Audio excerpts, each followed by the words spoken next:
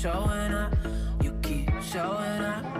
I hate the way you say my name, but I need that back.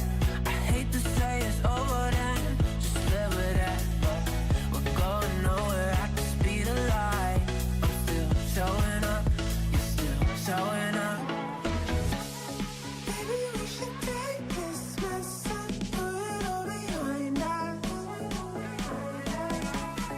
Maybe if we had some sense, we'd leave it all behind. 'Cause trouble's gonna find us.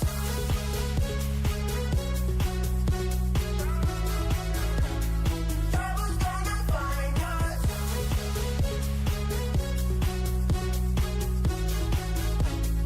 Trouble's gonna find us.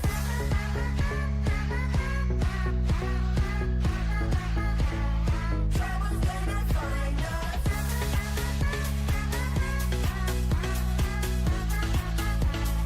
Trouble's gonna find us.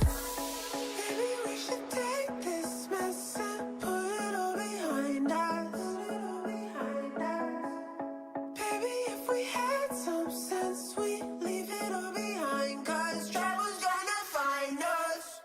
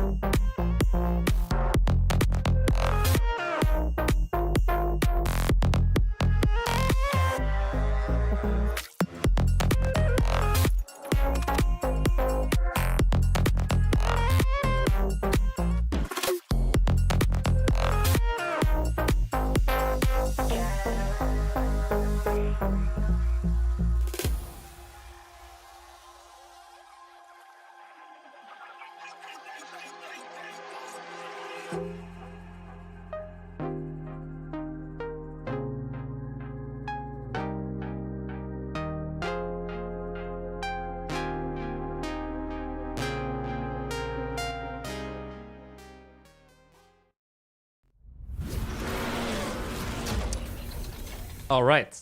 Welcome everybody. Yeah, a little bit less of a smooth transition this time around, but it's all right. I'm currently waiting for free practice to start, and we are back with the Amigos Racing League stuff as we always do. This time around, we're at Imola, a track that I'm not too familiar with, so excited for me as well to kind of learn it as we go.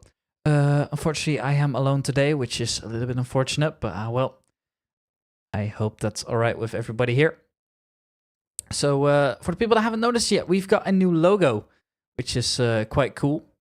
Here you can see it in the bottom actually as we speak. And yeah, other than that, not really much has changed. Let me just open up the chat as well on my phone so that I can interact with you guys. Hope you guys are all doing well, by the way.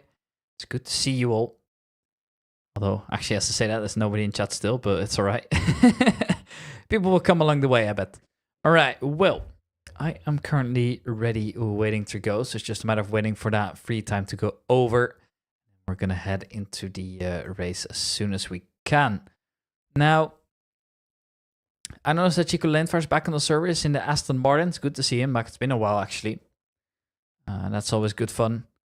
What else is there? We have, well, the usual suspects. Brit Batista's back. It's good to see as well.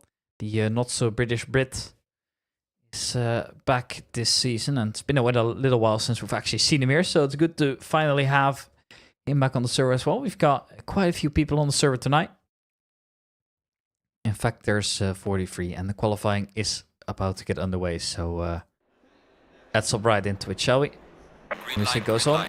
Green light's there. Means you guys all know what's going on. And let me just quickly make sure everything is up and running. Everything is here.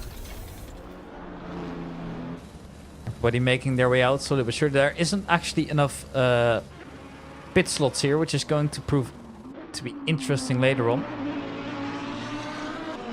That's the only driver currently out there on the track is Szymon Kowalski, the current leader in the GT2 Championship. Yo, how's it going, Chris? Hope you're doing great.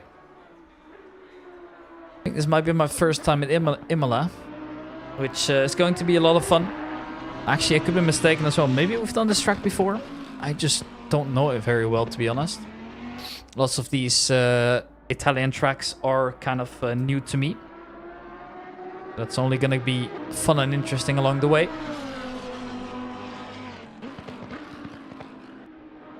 I'm currently aboard with the current leader, Szymon Kowalski, in the Rich Energy Audi R8, like he usually is. Looking mighty fine out there tonight.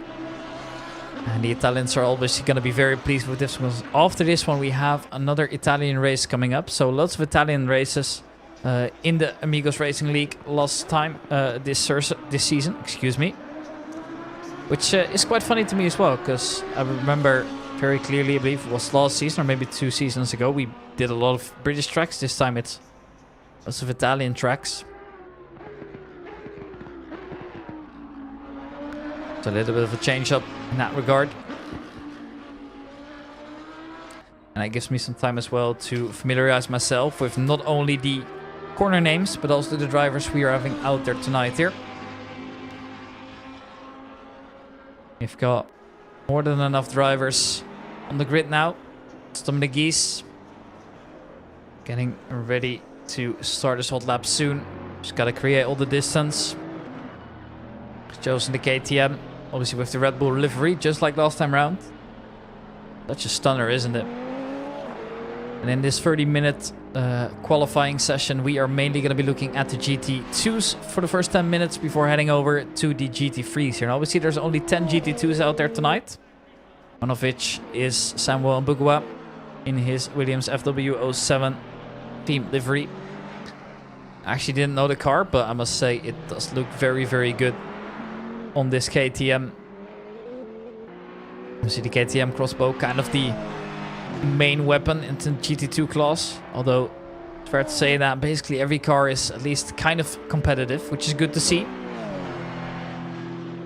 Here's Aaron Sparks.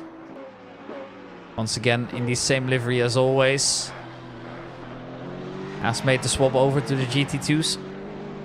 From the GT3s to the GT2s last season. And he's been enjoying it so far, I believe.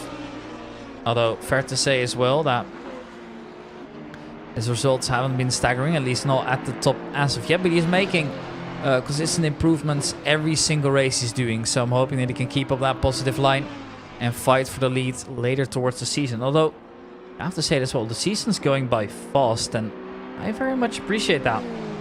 It's always good to see that, you know, seasons just fly by. Every Monday I'm enjoying it.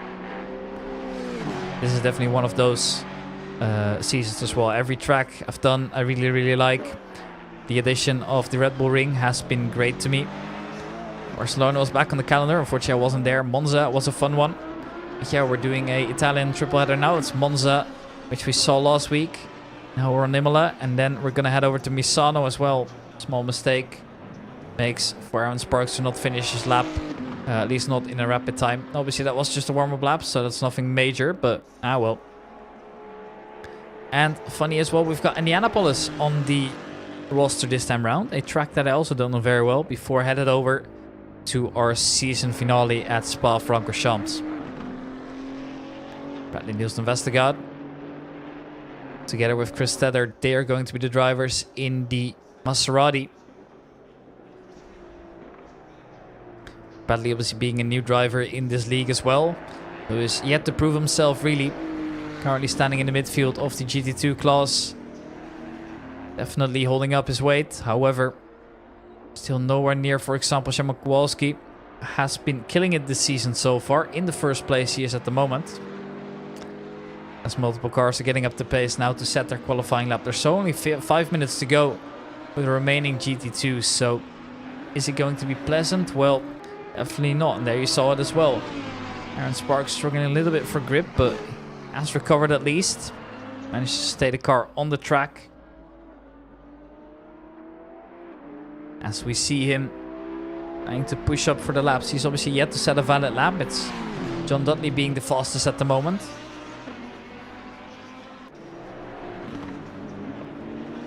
And the 3CD driver. Also in the Audi RA, obviously. Also having the Rolling Stones on his card. So nice little touch. Makes it just that little bit more personal. Here's Bradley Nielsen Vestergaard again. His current time to beat is a 147.7. That's quite a bit of the pace, so assuming it's going to be quicker somewhere around. Is that going to be here? Well, a little bit it looks like, but still nowhere near the pace of the other drivers, so you have to really keep up here. Samuel Mbugua goes for fastest at the moment, but obviously as he comes in, has an opportunity to try and improve on that. Samuel Mbugua crosses the line, or he does not go faster, unfortunately. He's gonna have to try again there. That's a 888 car approaching. That is Shema Kowalski, driver we are all watching, and driver we hold to very high standards at this point. He's been killing it in the GT2. I think we can all agree on that.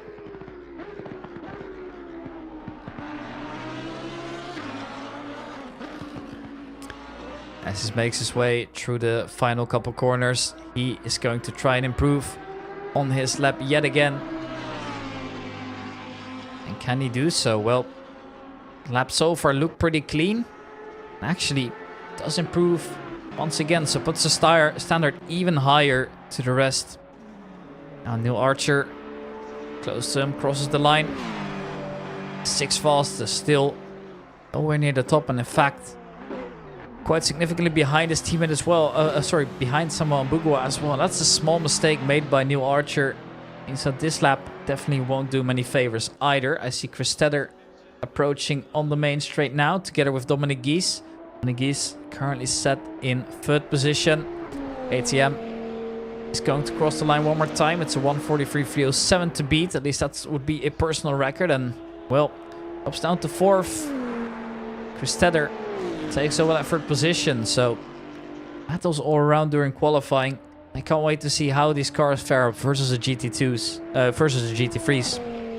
Because those GT3s, well, they of course are a little bit faster around most tracks, but the downside also is to the GT3s is that there's such a tight back around in qualifying, which basically means that you have to really find your own space to qualify, which can be quite difficult. Obviously the GT2s, they get their own playground during qualifying, whereas all the other drivers, they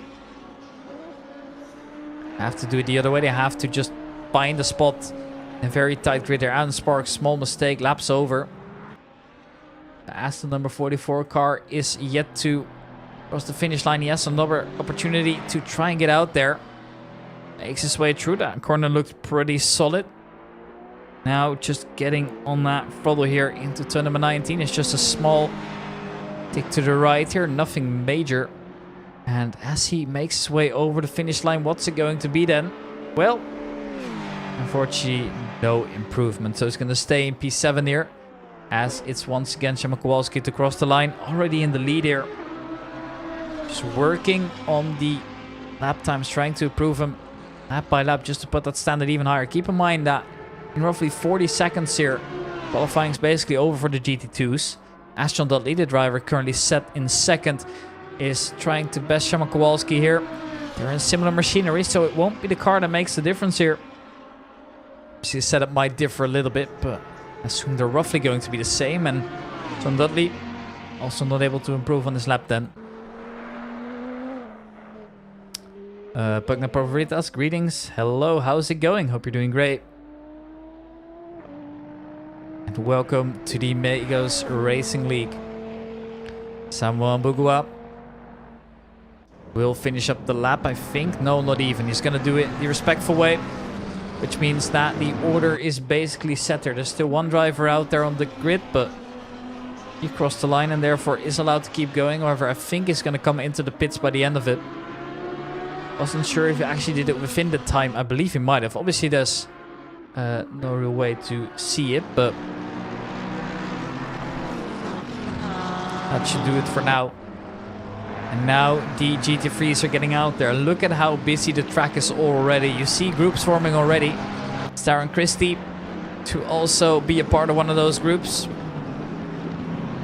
Trying to find the space is obviously never easy during such a tightly packed qualifying here, but it at least shows just how massive the turn-up always is for these events, which makes it even more fun.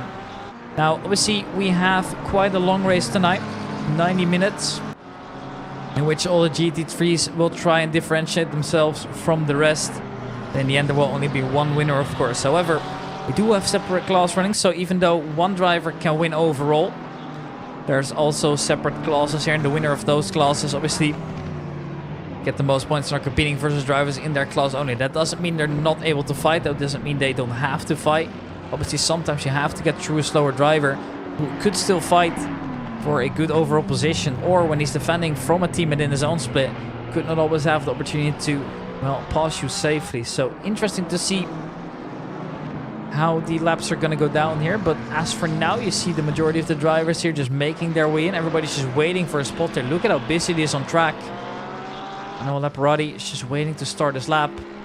He needs to get up to pace to start his lap. Obviously representing M4 Squad, of course, as always. And starting his lap just now.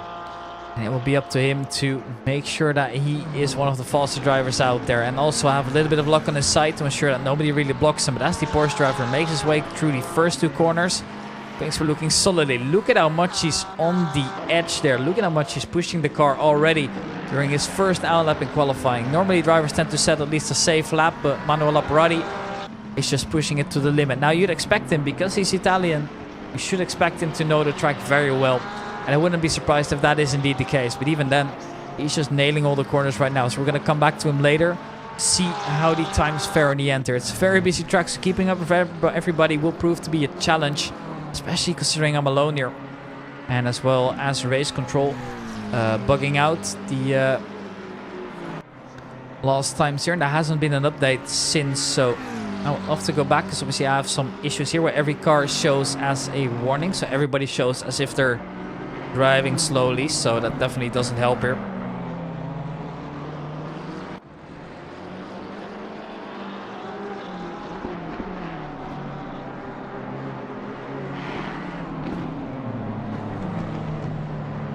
Christian Brosco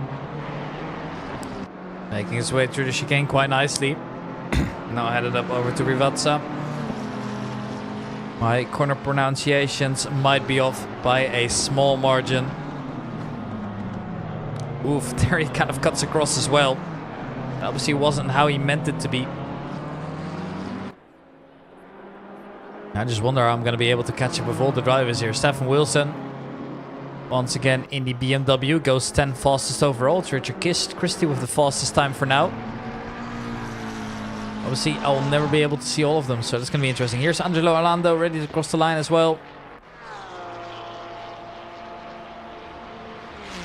Currently P10 for him, roughly a second off the pace. It's still Shama Kowalski, but he might be beaten later on. Gianluca Rigatti giving it a shot as well. Obviously with his one-off livery as well, as the Patagaru drivers do for every single one-off race that they do, which is a really fun feature. Just makes them show their passion and dedication to these Italian tracks as well.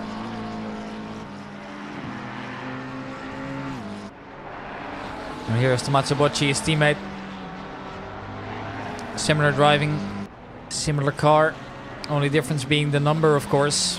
But they have once again delivered a beautiful looking livery. Definitely one of my favorites on the grid. Well, I already saw that coming, because there hasn't been a single race where he hasn't had a cool livery to look at. Obviously messaged me as well, like, hey, can you make sure it in? We work really hard on it, which of course is absolutely no problem. Here is the British Touring Car Championship inspired livery from Thomas Merrifield, making his way through, starting his outlap just now. And I hope he can deliver, and I think he will deliver as well. He's been taking it quite personal since I beat him in the Clio Cup at Low Fuel Motorsports, so it's good to see him back, and it's good to see him deliver as well. Here's Britt Baptiste, back from a long hiatus, now making his way over through the start-finish line, a second of the pace at the moment here. David Hill has taken over the lead here, so already you see the GT2 just falling off slowly but surely. And Britt Baptiste with an impressive 1:42.062 means that he is still up to pace here, so he definitely has been practicing all time round because he's feeling it right now, and he still has so much time to try and improve on that later. 777 now making his way over. That was obviously Marco Lowry. Marco Lowry, we all know as a driver that is able to deliver. One of the top drivers in the second split that we have. So the silver split. So the split marked in gray here. And there he makes a small mistake. It's rare to see Marco Lowry struggle. Obviously yet to set a time as well. He's pushing it to the limits. He wants to do good on home soil.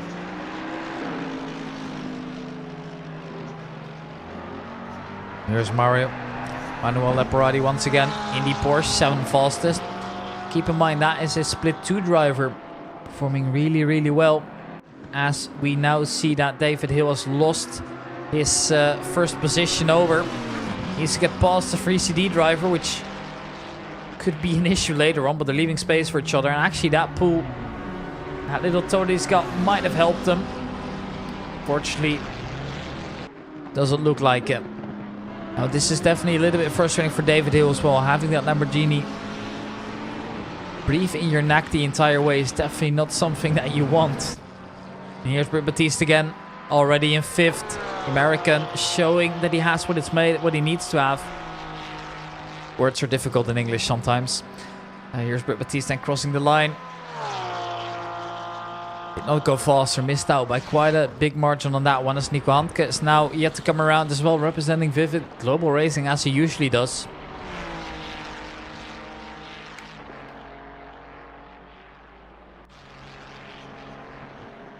This is the line, actually goes 2nd fastest. Doesn't really do much else afterwards, just resets. As we are now aboard with Oliver Dewey, his teammate, nevertheless should be able to deliver here. The start and finish line coming up. It's A fastest for him. Just enjoying that engine sound a little bit as well during qualifying, because I have the option to. I'm not only the commentator, I'm also the guy running the cameras, as we usually do in Amigos Racing League.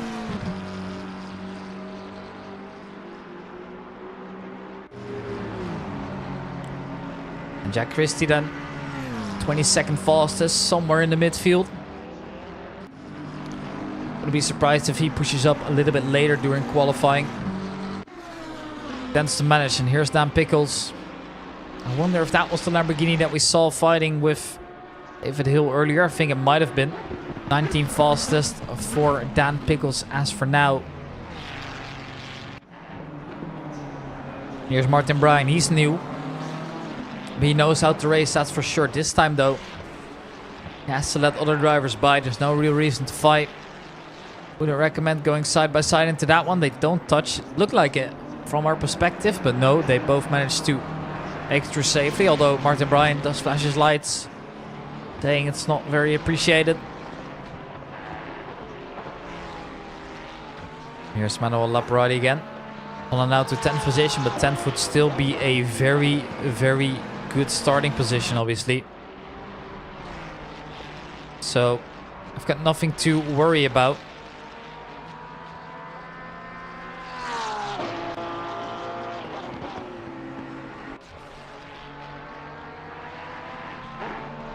Here we see the number 16 driver. That's Matt Eiling. He's new as well.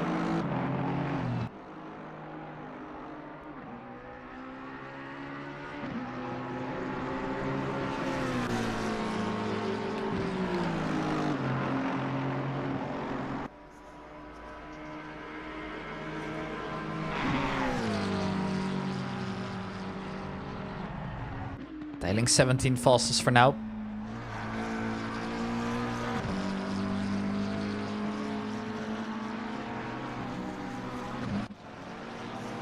Just enjoying the scenery a little bit here as well. Van Pastor is once again out there, the Swiss driver. My head he was Italian, but turns out he's not. Who am I to do my research, of course? It's not like that would be important during a stream. Gianluca Rigatti. Already in the top 7. Tom Wegman currently at the top, followed by Matthew Gamble. David Hill has fallen off to 4th. But the gaps are marginal as for now, so to see some drivers push up there sooner or later is going to be surprising here. The gap between the top is less than a tenth of a second. Nico Handke also coming very close to that. David Hill getting used to the increased competition now. Wasn't as dominant as we saw him be in some seasons round. And that's, if I'm not mistaken, that is the Aston Martin of Chico Leentvaart. No, it's not actually. Thought it was for a second, but no, this is Chico Leentvaart. It's good to see him on the server. Been a while since the Dutchman's got the race. And I wonder what's got to do with that. Here's Matt Ayling. Getting ready to cross the line and improve on his current P17. Todd Brown's right behind. Todd Brown's also a driver I expect to do really, really well. He's been killing it in some of the races, just absolutely dominant. Ayling, P17. And Todd Brown goes to the top here. Does it even surprise anybody at this point? Well, it's definitely not me. Just once again is doing exactly what he needs to. As Nico Handke sees a driver approaching. Or actually, he is the driver approaching rather, so flashing his lights. He wants to get by. He knows he's the quicker driver. As they cross the line, Handke will set his personal fastest lap here. However, that only pushes David Hill down. Here's Thomas Merrifield again. One of these split 2 drivers that obviously will be a force not to be reckoned with. Currently P17 for him. He's doing everything he needs to and doing it well. Here's Tom Wegman again. The driver currently set in P2 here, so we've got 2 fast Dutchies on the grid this time around, and this is one of them, Tom Wegman. Crosses the line in the hopes to take back that pole position, and as for now he will. 141.245, so every single tenth is now going to be massive. And well, I am surprised really to see that the grid is once again so competitive. But it's a pleasant surprise to be sure. Baptiste, number 3. P6 as it stands. No improvements coming in from him this lap. Keep in mind that the start finish is obviously in that first corner, in that last corner basically, or just after. And then the second corner is the first corner of the lap. Second corner of that kind of left to right is already a starting one here. Valerio Poli shows us he's out of the pits, but turns out he's not. Marco Laurie then, fastest driver in split 2 so far. Again, I wouldn't be surprised if we see him move upwards to split 1 a little bit later. Would be great. And I think it would be well deserved as well, because he's been killing it so far. It's David Hill in P5. He wants to take back the positions at the top, because that's where he belongs, obviously, or at least is what he'd like to think. Goes third fastest for now, 141.395. Thomas Merrifield just finds a nice spot to park his BMW on the side of our screen there. And here's Harry Howard, one of the few Aston Martins we've got on the grid still. The field of Aston Martins becoming thinner and thinner every season, it feels like. Harry Howard is sticking to it.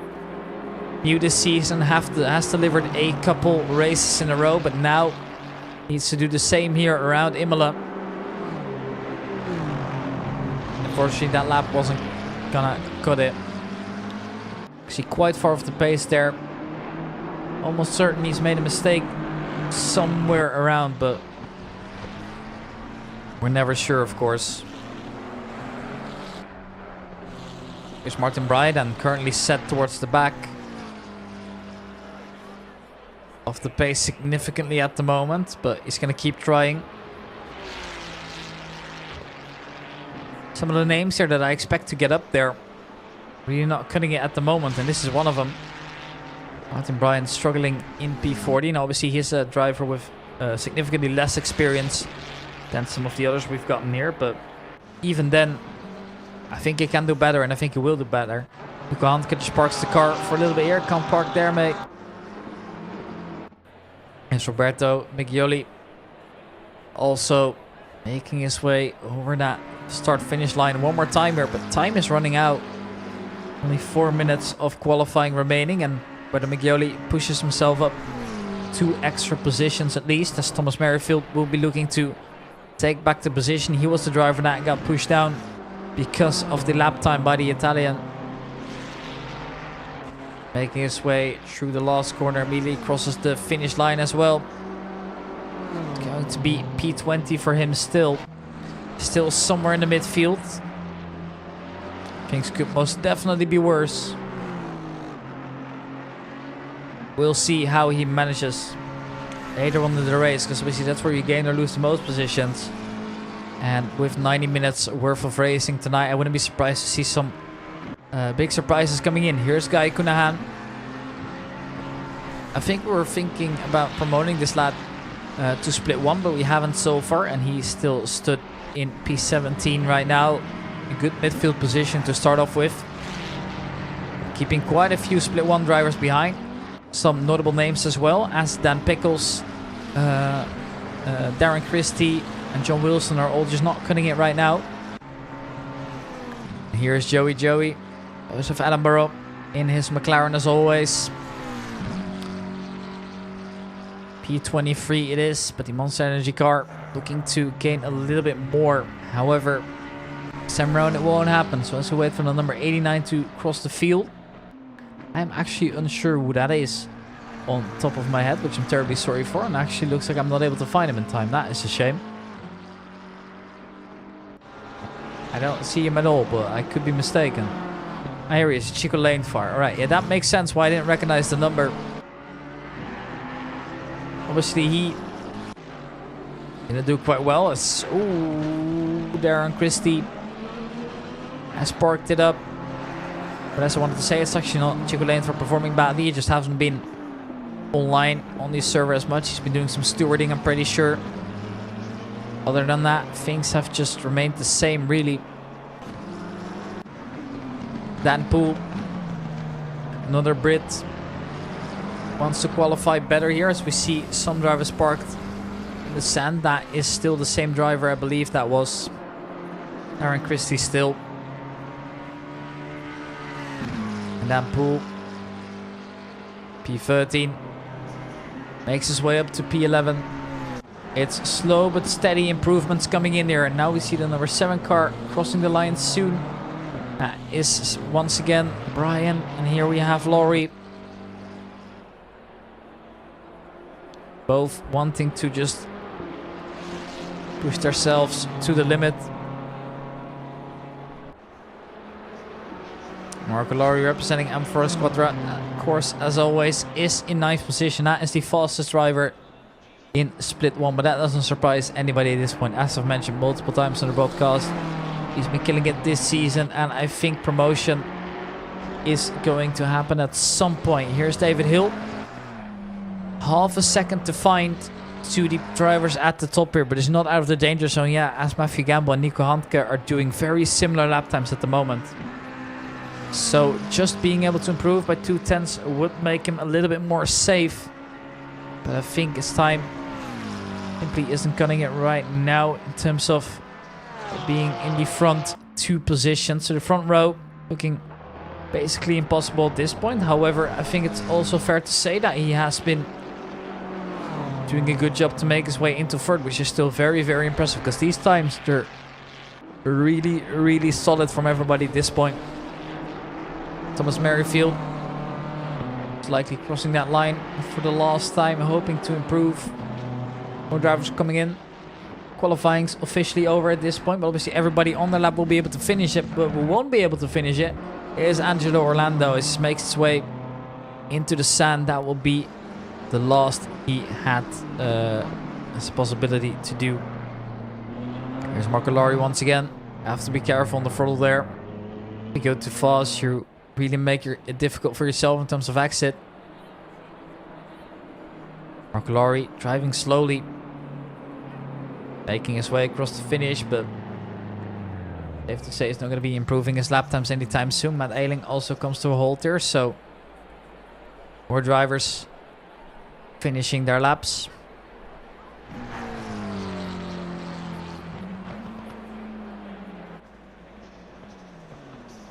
And there we go. He's also come to a stop now. We have a couple drivers still going. David Hill's one of them. But overall, it's been a very solid session from him. He's making his way into the pits. Handke looks like he will finish the lap at least here. Still up to pace at least. Currently P5. Wants to make it up there. Makes his way into P3 at the last moment here. So David Hill might now regret not finishing his lap there. Obviously that is the respectable thing to do. So even then, makes sense. That brings us to the end of qualifying here. So here's the order one more time. Stott Brown in first position. Tom Wegman coming behind. Then we've got Nico Handke, David Hill, Matthew Gamble, Gianluca Rigatti, Oliver Jewick, Britt Batiste, Marco Lari, the only split 2 driver in the top 10. And Richard Christie to finish out of the top 10. And some notable names as well. We've got Guy Kunan in P13. Jan Kowalski being the fastest GT2 driver in P14. Duke Lanefair back from a very long hiatus, makes his way into P18, or maybe he's been driving different leagues. Not entirely sure. Hard for me to say. John Dudley with a P26 finish, and Dan Pickles struggled this session. Ended up qualifying P27 here. We've also got 4 drivers not sending their lines here. Russell starting from the back. He was late to join, did not join during qualifying, and therefore has to start from the back. Niels Vestergaard to be the slowest driver. There's other drivers that have qualified.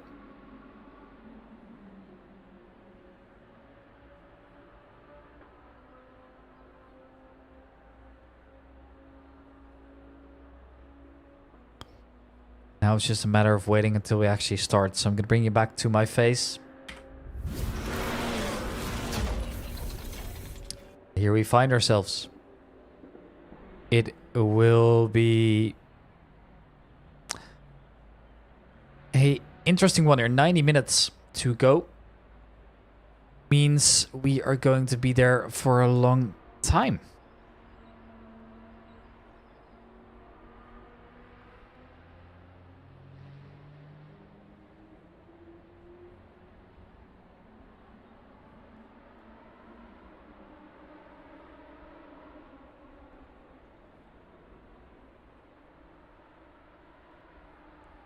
Should just be a moment now until we start. And meanwhile, I have opened the chat again. Turns out it's actually somehow left, but I don't think I've missed many messages. If I have, feel free to repeat them. As we are now getting ready here, I'm obviously wearing my Hockenheim Ring shirt as well. We should get a hashtag going somewhere, sometime, because I really want to see Hockenheim Ring in Assetto Corsa Competizione. If we do, I would be a very happy man, but as for now, it's not happening. Because I love this track. I love this track to death. It's such a fun one. One of my favorites. Got 2 mandatory stops, and this time we also have a minimum pit timer, which we haven't really done before. So these are long pit stops now, meaning it might be a little bit more rewarding as well to get up there.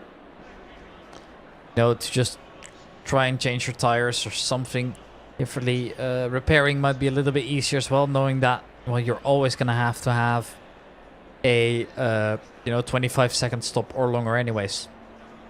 There's now a success penalty here. It is Todd Brown to get a 15-second penalty for finishing first in the GT Pro class. It was Leparati in the GT3 AM, and in the GT2 it was Shaman Kowalski, but that shouldn't surprise anybody.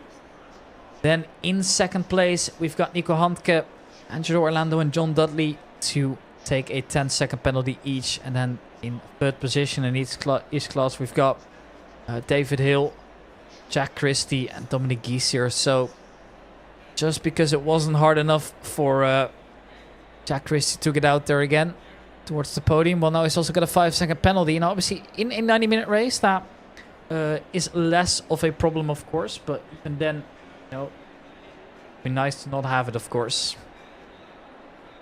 It should just be 3.5 minutes until we get going. I am ready. Everybody else is ready. My microphone, for some reason, really wants to kiss my face, which I don't know why that is, but it's frustrating. Come on, just stay. I don't need you to go there. Fine. Please, thank you. Alright, well, sometimes your technical issues can't be helped, right?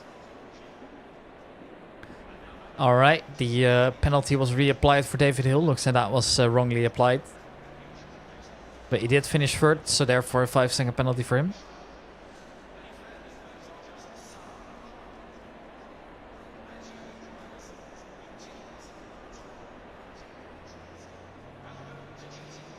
Few minutes until takeoff.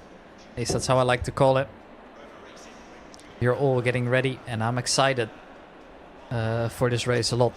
It's been a while since I've seen a stack grid like this, and that really means a lot to me. It's really nice just to see that 45 drivers have shown up. It's actually down to 43 again, so I see that the late joiners have once again disappeared, which is a little bit worrying, but it is what it is.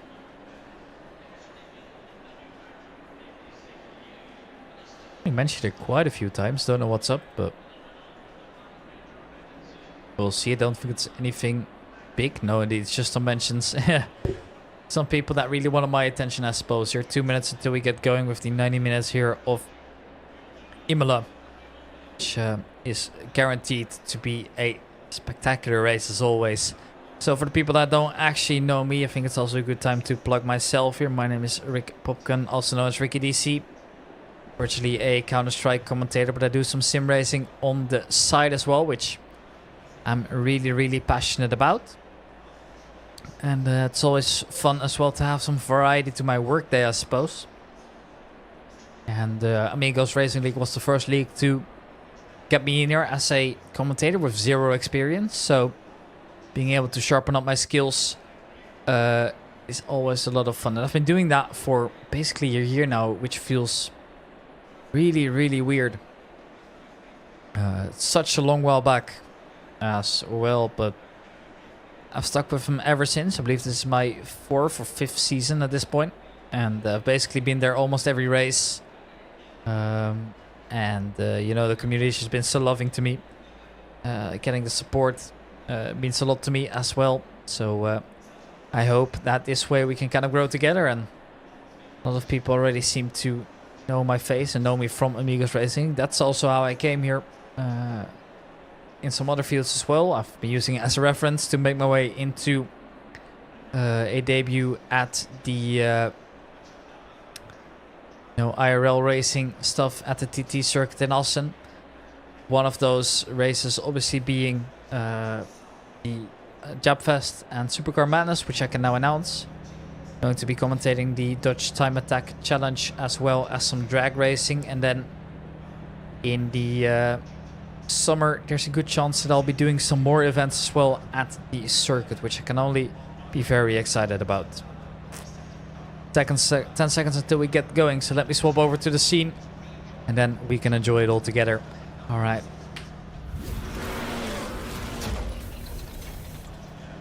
The drivers are all ready. It's time to start our engine and get going here. You can see the success penalties being applied.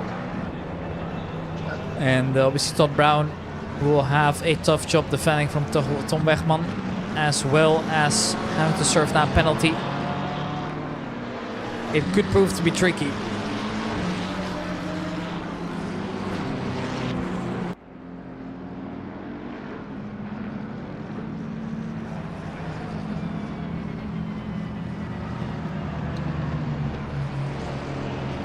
making our way around a full lap of Imola as we always do before we get into our usual rolling start as it goes in Assetto Corsa Competizione. I don't think there's a way to get around that.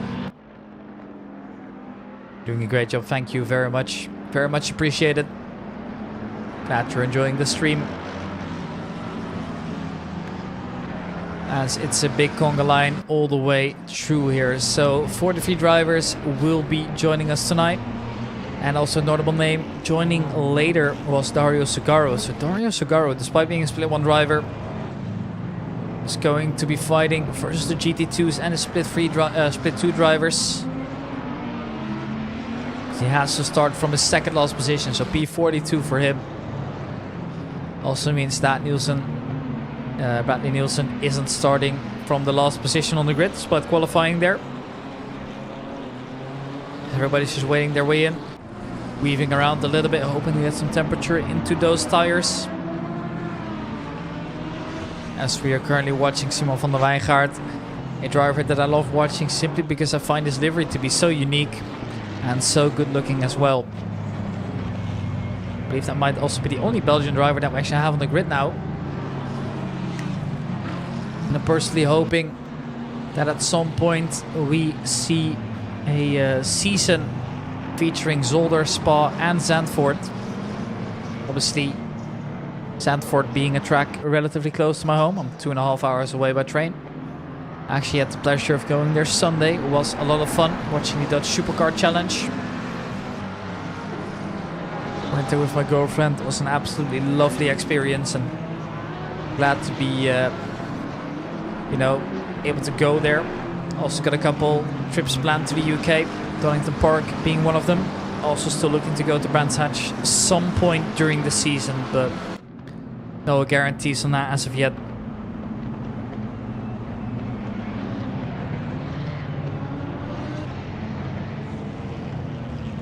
Hockenheim and the Nürburgring also being main ones for me.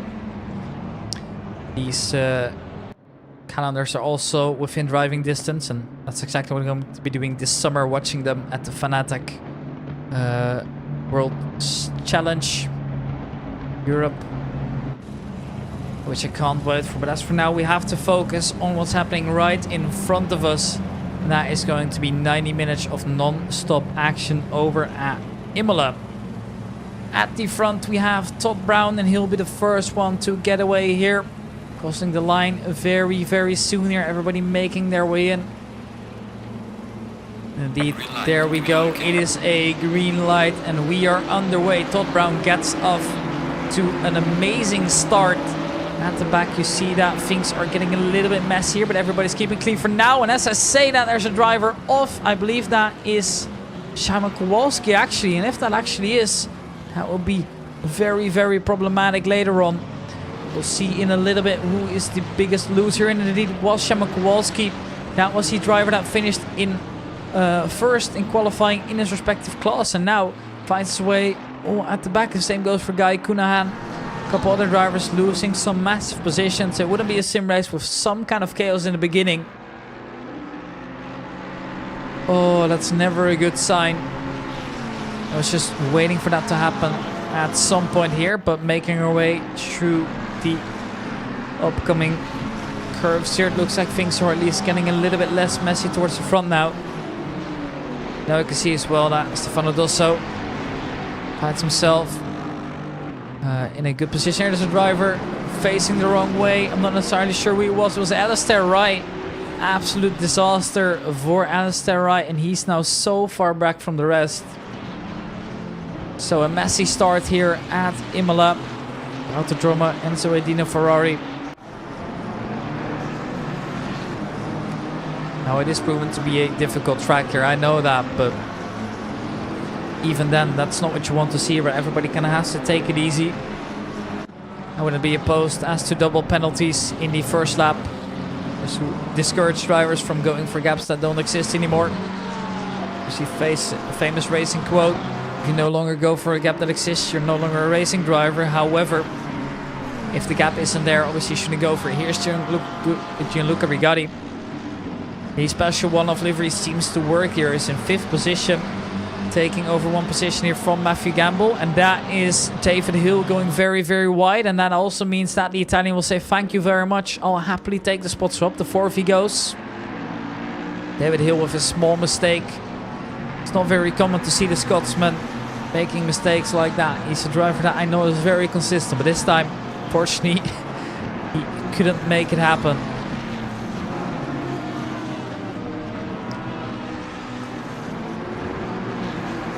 Neil Archer then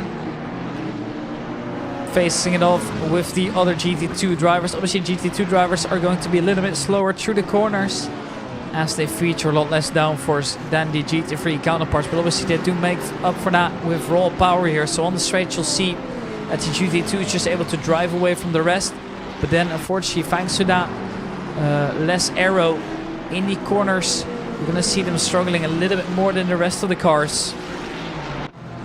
That's another driver going off. That is Dan Pickles. Now falling back all the way here. Has to let so many drivers by. Falls back from P21 to P37. Now that is pretty massive. Especially this early on in the race.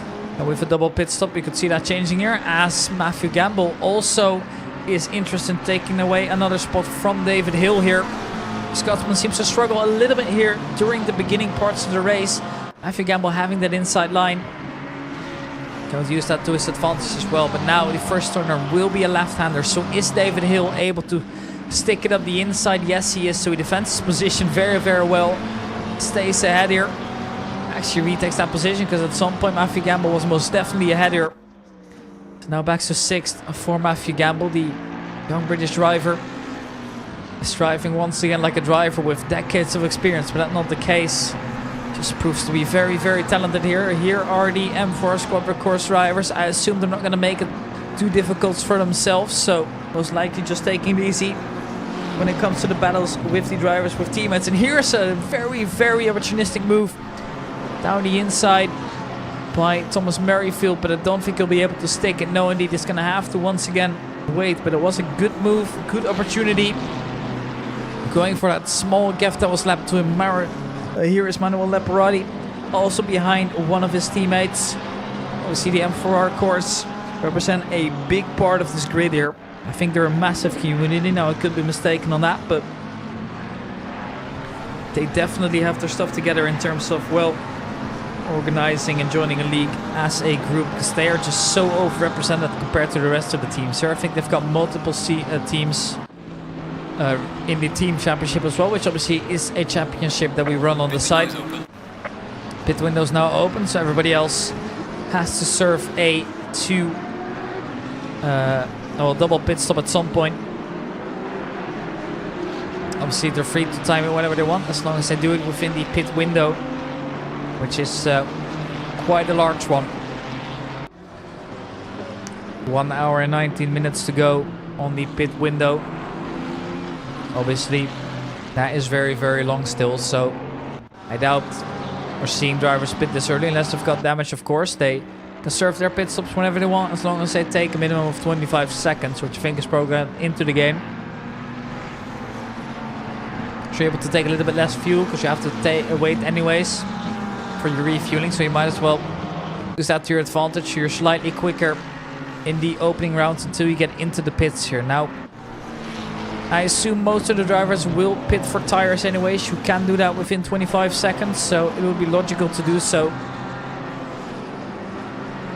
See, both windows, both pit stops have to be served within the window, and both of those stops also will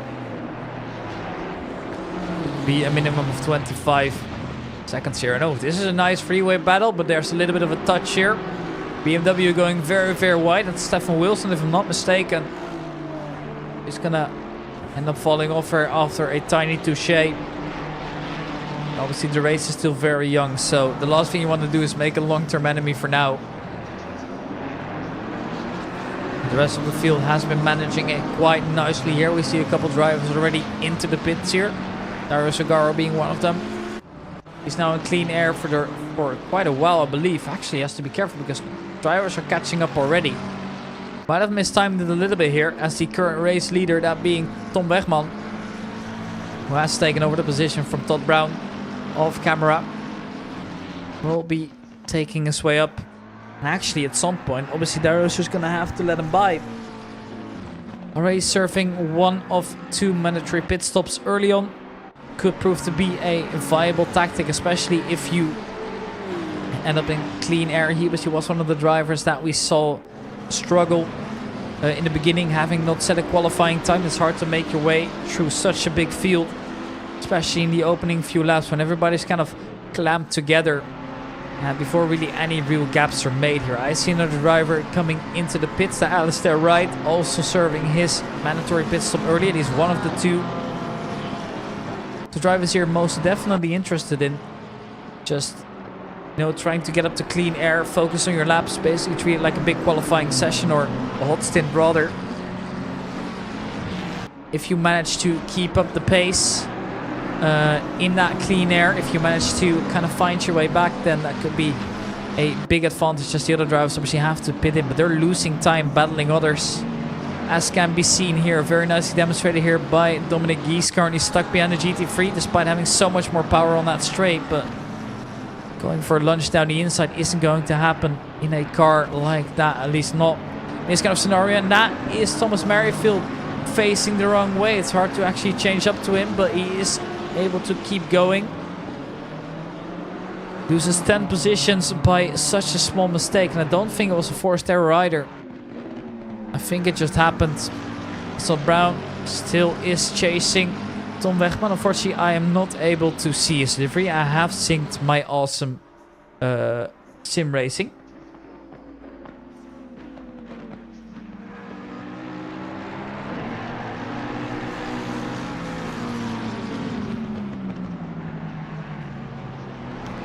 Todd Brownwell is going to try take over the position from Tom Wegman. The McLaren dives out of the way and now at least has some clean air and could actually decide to follow the lines of the drivers ahead as well. Obviously, these drivers are very, very quick, so maybe you can abuse that.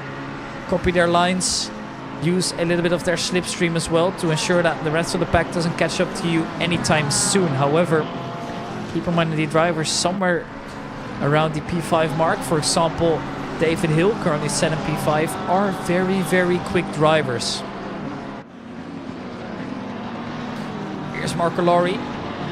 Looked a little bit dicey there, but he's able to keep the car in the right direction at least. We'll take a closer up to one of the split one drivers. That being Richard Christie, under heavy pressure here. We have all the Christies out there tonight. And it's going to Richard Christie to be the leading Christie. Darren Christie being in the same split as him, and Jack Christie being in the split too, but he's actually ahead of the rest of his family. Tim van der Weijgaard loses one position. It's thanks to Darren Christie. That might be a unforced error. No, actually it was the GT2 to take over. Now you can see him ahead of him. It didn't actually update on the screen as of yet. Obviously there's a small delay. Oh, that is not what you want to see here. And that is Joseph Adebourne going very, very wide here. Looked like he either got touched or had to take the escape route to prevent himself from hitting somebody. Was kind of hard to say, but I think he didn't expect cars in front to go that way and then had to take a way into the sand to ensure that doesn't hit anybody and ruin somebody else's race. Here now the damage has been limited because he is going again and he's sure lost a couple tenths or perhaps even a couple seconds, but he's unharmed, so therefore able to keep going at his regular pace here. Przemo Kowalski has passed Darren Christie now, and on this straight he'll be able to get a tiny little gap, but obviously you can see how quickly that GT3 is to catch up again. Przemo Kowalski using that power in the GT2 to his advantage, but obviously he's doing a little bit of a comeback race, basically getting reset at the beginning. At some point you do expect him to kind of make his way back up, because obviously he is a fast driver, but the GT2s aren't looking particularly competitive around Imola, so that obviously won't help here. Richard Christie now also feeling Marco Lowry breathing his neck, and that's the move made by the Italian. Clean pass into the second last corner he goes now. Marco Lowry Makes it work over at Rivazza. Now the inside of turn 17. A very, very nice lunge. Doesn't touch Richard Christie. Richard Christie uses as much space as he has to. Obviously not squeezing him, but pushing him to his limit still. And Marco Lari will happily take away that position. Now it's up to him to try and catch up to Dan Poole, who is currently the leader in split 2ers. So the battle for the split 2 lead is most definitely on. As we swap a little bit further back into the field, you can see that Sylvain Pastores is currently getting closer to Dosso. But actually Dosso, keep in mind, he was the one to start the race in last position, P43. So him being up here already gives me some good hope that he's going to get a good result here. Harry Howard making his way into the pits here as Marco Lari loses a position. It's actually the teammate of Marco Lari to make his way over. It is Manuel Leparati to take over second position in his split. And Richard Christie most definitely not out of the mix here. He wants to make sure that he can stay within overtaking range of Marco Lari, because you never know when he's going to make a mistake. But obviously also Tommaso Bocci, the driver that lives very, very close to Switzerland, also has a little bit of a soft spot for the Italian tracks, of course. And Tommaso Bocci is showing that he knows how to do this track very, very well. He started in P15, made up 2 places, and will be trying to keep up that good momentum over towards the end of the race. Obviously, we're only 15 minutes in for now, as we make our way over here to Sylvain Pastores again. Is the GT2 of Neil Archer ahead of him. Neil Archer, one of the GT2 drivers that has been performing relatively alright, but this race he is struggling a little bit for pace. There obviously are still some drivers behind him in his class. Aaron Sparks is currently set in P34, as Samuel Mbugua is set in P37, as he actually loses a position as we speak. It will be Stefan Wilson to make his way ahead of the Kenyan driver. And we've got Bradley Niels Vestergaard. He is behind by a massive amount, but obviously he has served the pit stop, so maybe things are looking as bad, are looking worse than they actually are, excuse me. This is Simon van der Weijgaard, Belgian driver, close to Chris Tedder. Chris Tedder pushing him up, and also Darren Christie right ahead. This is a battle that could last potentially a little while at least. And here is a potential move then for the Brit, but he doesn't stick it. Chris Tedder, he is hungry for that position. Unfortunately, there was simply no space. Simon van der Weijgaard didn't need to leave him the space there, and he didn't. Simon van der Weijgaard carrying a lot of momentum here into the following corners and actually getting very close to Simon van der Weijgaard, but he has to brake. Obviously, I meant close to Darren Christie, but he had to brake there to avoid running into the back of him. He hasn't made his way past yet. Todd Brown still in second place. It is Tom Wegman, slowly but surely making his way into clean air. And actually Nico Handke is also kind of losing a little bit of pace here compared to Todd Brown here. So we have a clear 1-2 for now. It's basically a Mercedes in the dominant years in Formula 1 all over again. But that doesn't surprise me whatsoever. Meanwhile, I have seen that Guy Cunahan and Roberto Miglioli have made their way past Joseph Attenborough, so I wonder what happened to him. Perhaps a small mistake again, it's not unlikely. Roberto Miglioli is currently set in P27.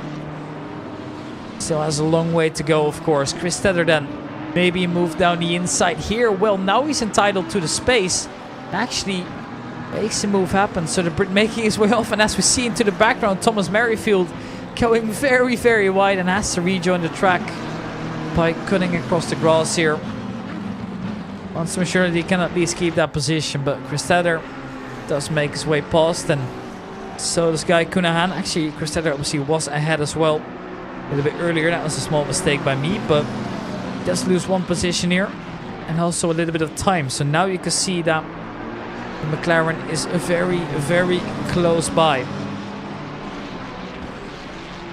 Joseph Attenborough once again now actually does get touched here, I believe, by Dan Pickles, but he keeps his car going in the right direction. But there definitely was some kind of contact there. Was it tight? Well, absolutely. Joseph Attenborough doing what he needs to fight off the position, but unfortunately he's kind of now in no man's land. There's the drivers ahead are faster, but the drivers behind haven't quite found his way in. But I'm pretty sure that he won't complain about that anytime soon, because the more you are able to, well, relieve the pressure from behind, the more you can focus on the drivers ahead. If you constantly have to defend, you're not only going to be losing time to the drivers ahead of you, you're also more prone to make mistakes, of course. Here is Dominic Gies in the middle of the other GT3s. And that currently is P18 to P20. Covered by all the GT2s. I think it's the GT3s before, but she meant GT2s. And John Dudley currently is ahead of the pack. Dominic Gies is following him. And Sean Kowalski is actually already in P20, which I can only say, well, a very, very good job. Sure, he still lost 6 positions compared to his starting position, but that doesn't really matter too much.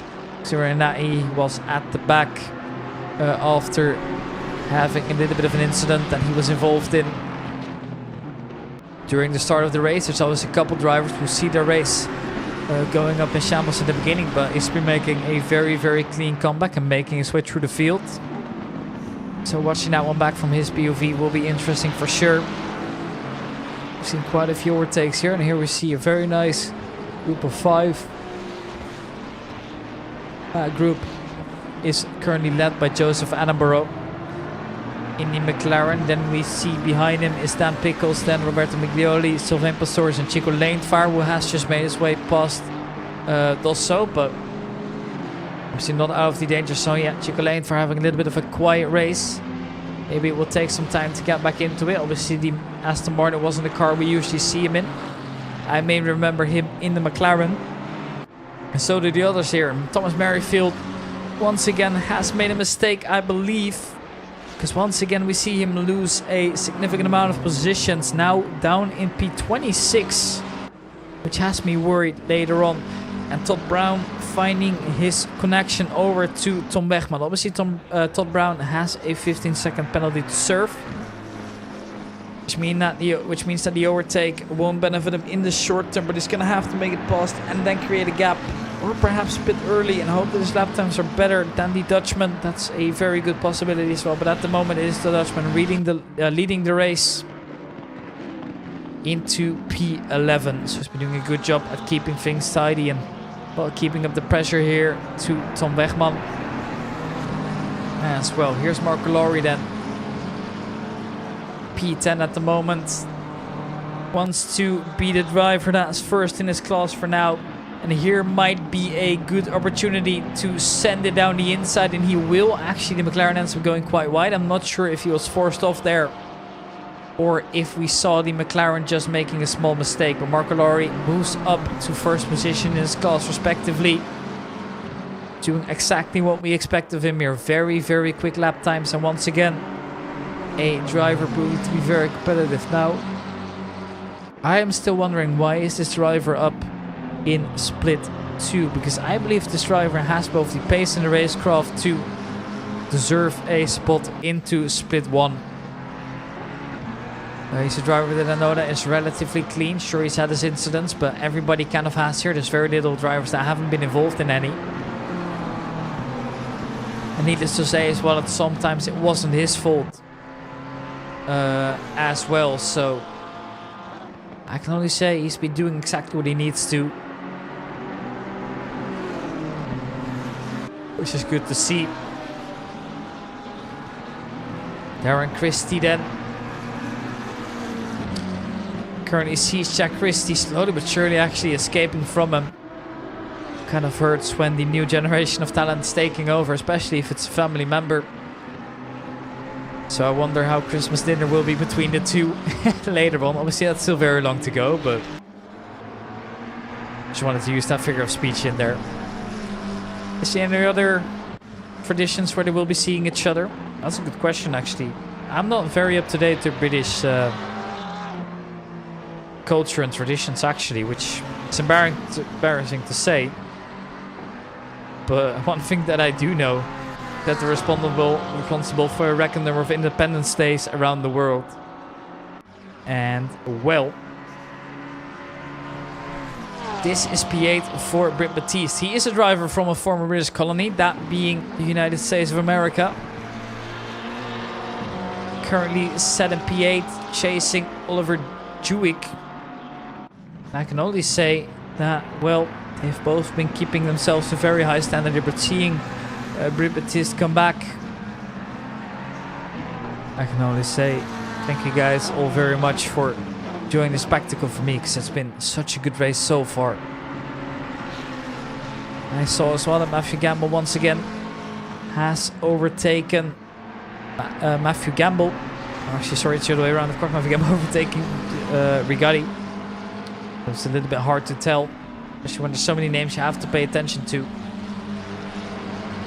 But the 280 McLaren here pushing up, but Gianluca Rigotti doing a good job, and so is Tommaso Bocci, the teammates, all doing quite well, as Joseph Attenborough sees himself losing a position to Thomas Merrifield. So he once again makes way up to P26 after falling down a couple positions, which shows he has the pace here. And here's a nice little move up the inside here. Nice Dan Pickles here.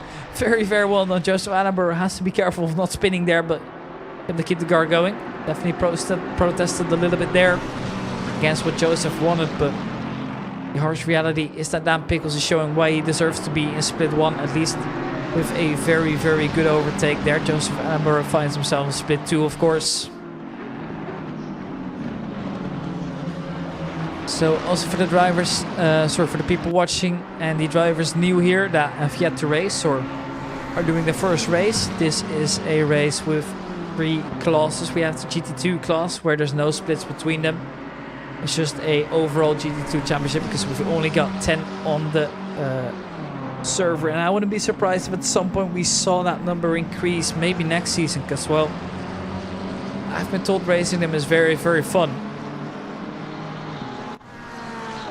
And we've got the split 1 and 2 GT3s here, so split 1 being the faster drivers and split 2 being the less fast drivers. Here Richard Christie will happily take away a position here over Dan Poole.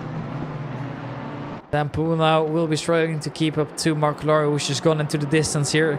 Roughly 7 seconds already between the number 1 and 2 of the split 2 category, which also shows that it's not that balanced. And Thomas Merrifield once again, his lap times are just really solid out there, but unfortunately he keeps making a couple mistakes, which is costing him. Chico Laneforth finds his way through. Chico Laneforth obviously also being a split 1 driver here, which has significantly more pace, because the best lap time he's done so far is a 1:43.212, whereas that of Thomas Merrifield is a 1:43.85, which is still very impressive. But you have to keep in mind as well that faster drivers are currently doing 1:41.9s. Actually, Todd Brown had won a very stellar lap earlier on. And what has happened then to Manuel Leparati? I just see him drop down a handful of positions. Why was that? I didn't actually show, but that's only 6 drivers speed ahead of him. So was there a mistake? Was there a crash? Or was that's something not going very right here? We see the same happening here to Thomas Merrifield, but he has stayed in position. So I think it's actually just my race control not doing what it's supposed to. It's a very, very messy program, and I don't know why that's happening. It's just been bugging out recently. What a shame here. David Hill then lunge up the inside for a podium position, and he'll take some, but they both kind of go off. So I wonder if that move was 100% legal. However, at the moment it is P3 for him, which now means that he can focus up and pushing his way through. Also has 5 seconds less of a penalty than the driver behind, that being Nico Handke. Not bad at all for David Hill here. A podium definitely up for reach here. Nico Hankinen making a small mistake means that Matthew Gamble is getting very, very close now. And the 2ID McLaren here might have a possibility down the inside here. Yes, he will make it happen, but obviously that also means that he kind of blocked the German driver there a little bit. Obviously, it was all within reason here. It was just for the overtake, and in the end, there's no purposefully blocking that well as anything outside of the regulations here. So it's just a clean move from Matthew Gamble.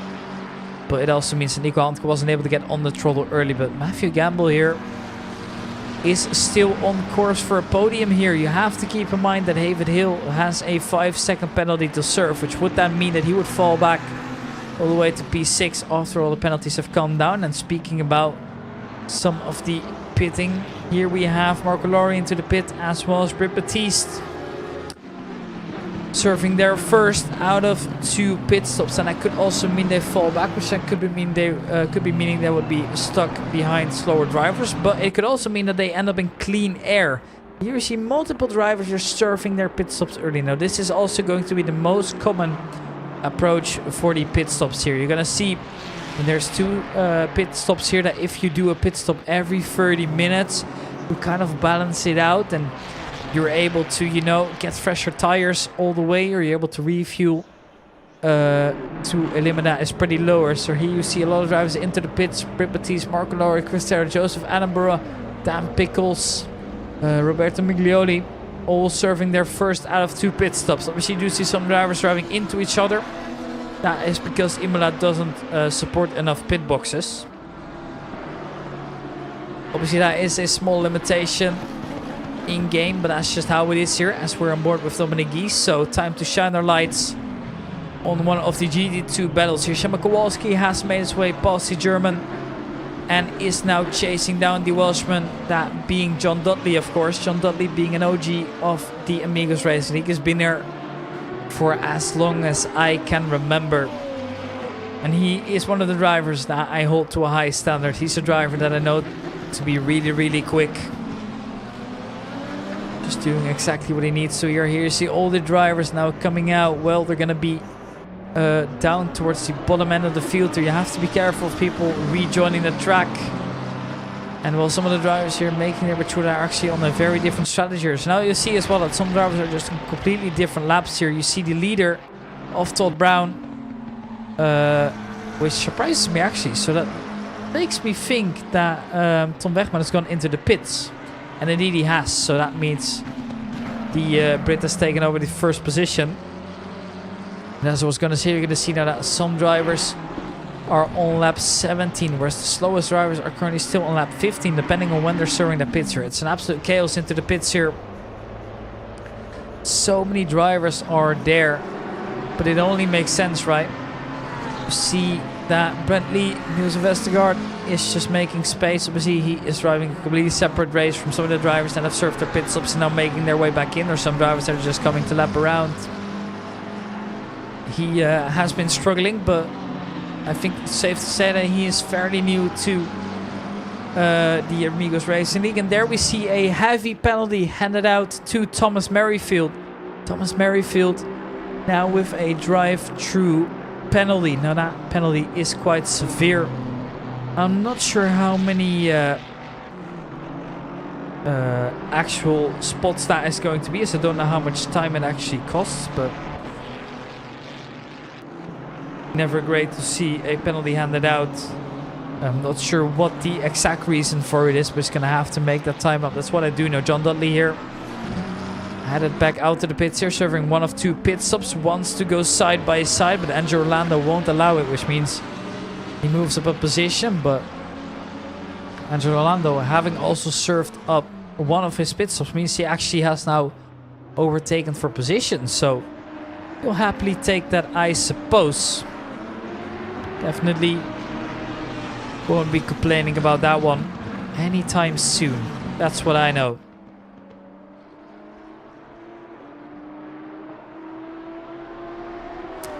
And now I see Joseph Attenborough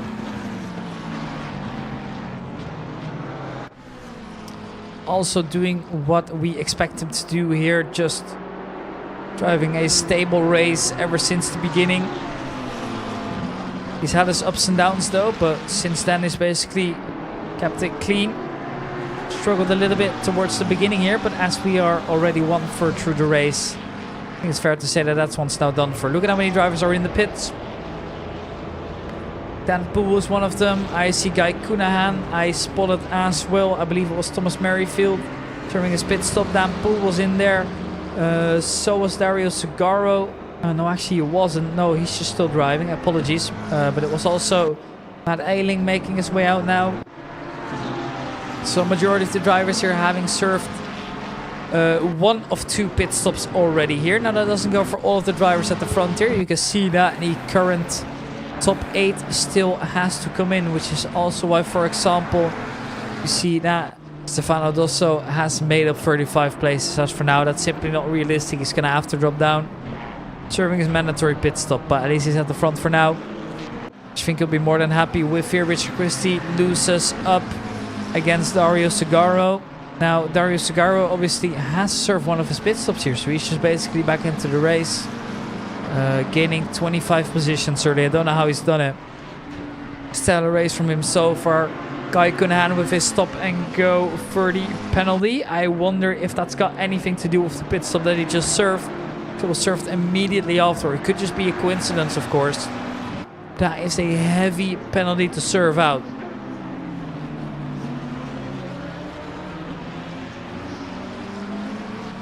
Guy Cunahan then. Well, a 30-second penalty isn't nothing when it's a stop and go, because it also means you have to drive in and out of the pits. But it's such a severe penalty that it makes me think this caused an accident in the beginning of the race, that he perhaps was the one guilty. But do I know for sure? Absolutely not. So, not able to tell you that. Chico Lanevaar serving his penalty. So are Leparotti and Van den Weijgaard. So the Dutchman and the Belgian both in the pits, doing their thing. And when we see Todd Brown again, I am curious to see where he's going to end up, because obviously he's got a 15-second penalty, which could mean that Tom Wegman is creating a big gap. Obviously he had no penalty to serve, which means that he will obviously have that big advantage to bring into the race. Here is Nico Handke making his way past Brian. Now obviously Martin Bryan was the one to start very, very low on the grid, and obviously she had to serve his penalty. She had to serve his mandatory pit stop, I meant, which means that the position's obviously far from where he should be at the moment if you compare to what his projected finish time is going to be here. Here's a move down the inside, and it is Angelo Orlando to move up. John Dudley will not be able to take that position as for now, but obviously with the extra power on the straight, I wouldn't be surprised if he is going to keep him on his toes. Angelo Orlando for now seems safe, but the roaring engine of the Audi is doing exactly what it needs to, just making sure that he can stay within a vicinity where he could go for a move here. Matt Eiling cuts across a little bit. The curbs will then also not be the greatest for your floor. Now floor damage isn't that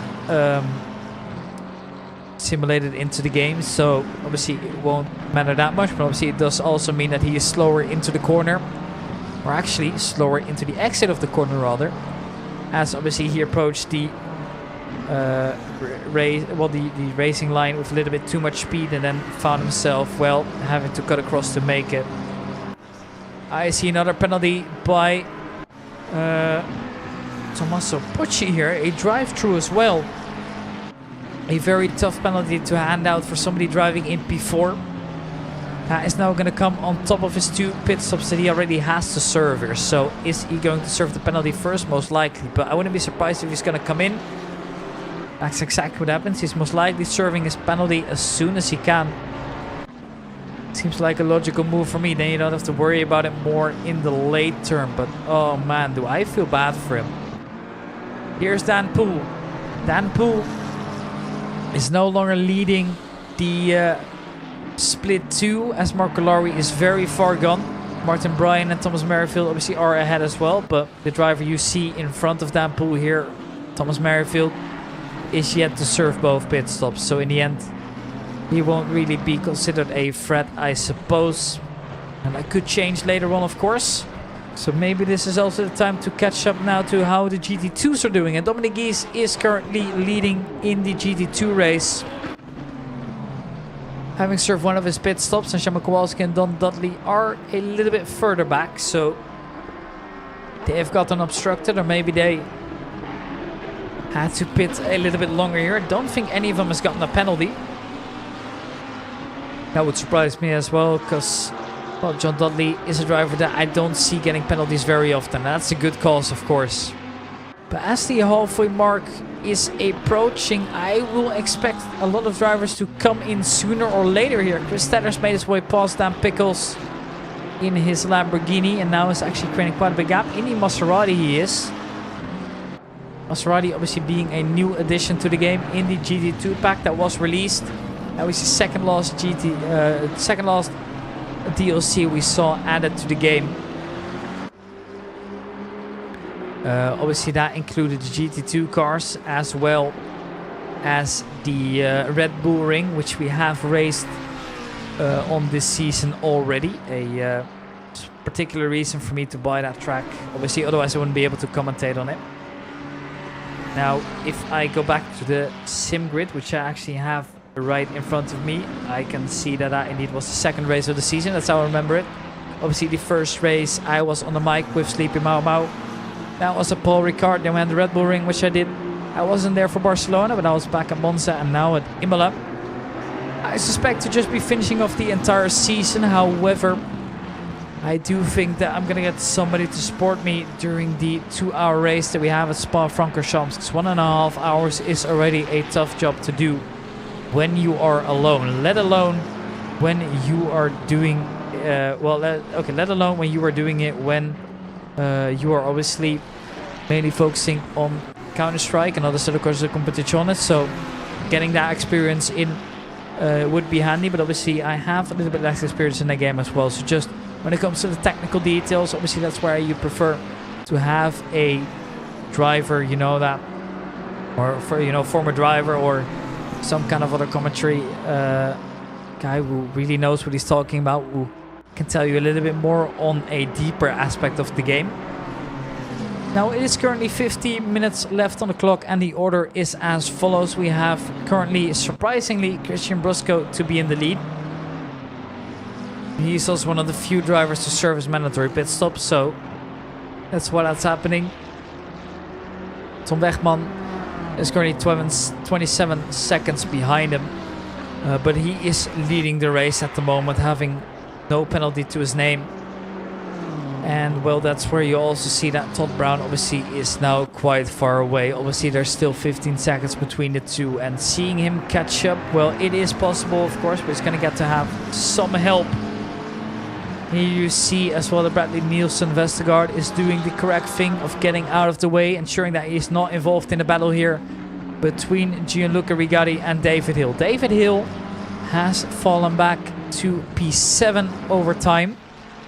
Now, obviously we will see him gain back the positions over Brusco and Dosso, but even then he has dropped one position, and Gianluca Rigatti is currently, well, defending from the position. But David Hill here now side by side, and obviously when that turn is a left-hander, that is obviously a free overtake for David Hill. Just very, very well done once again by the Scotsman, but the Italian obviously not giving up quite yet here. The special livery giving them 20 extra horsepower or so, I'm told.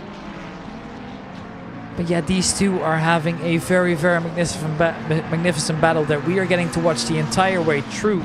I also noticed that Dominic Gies has just made his way past Thomas Merrifield, because he is headed into the pits to serve his first of 2 mandatory pit stops here.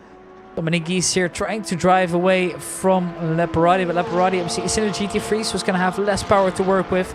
You can most definitely notice the differences on the main straight here. Thomas Merrifield falling back significantly thanks to serving his mandatory pit stop here. Here's Roberto Miglioli, currently in a nice little pack of 4. It's Sylvain Pastores that is leading them in the Ferrari 296. Then it is Miglioli, one of the GT2s, being Chris Tedder.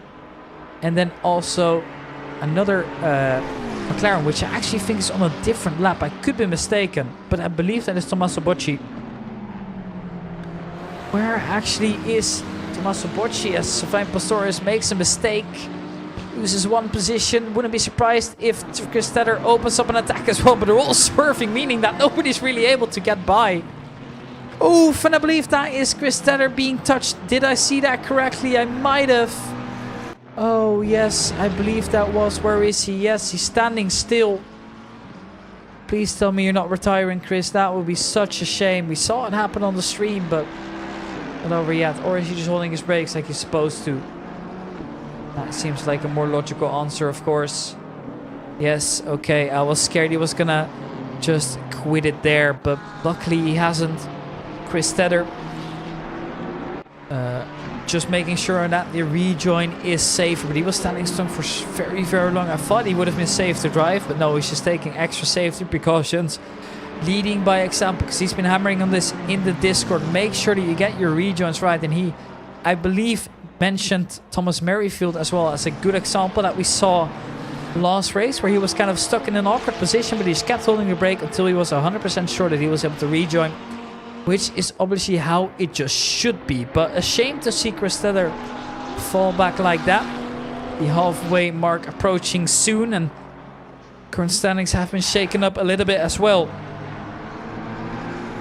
It is currently Brusco still leading, but Tom Wegman is approaching rapidly. He's gained 3 seconds since we last talked about him,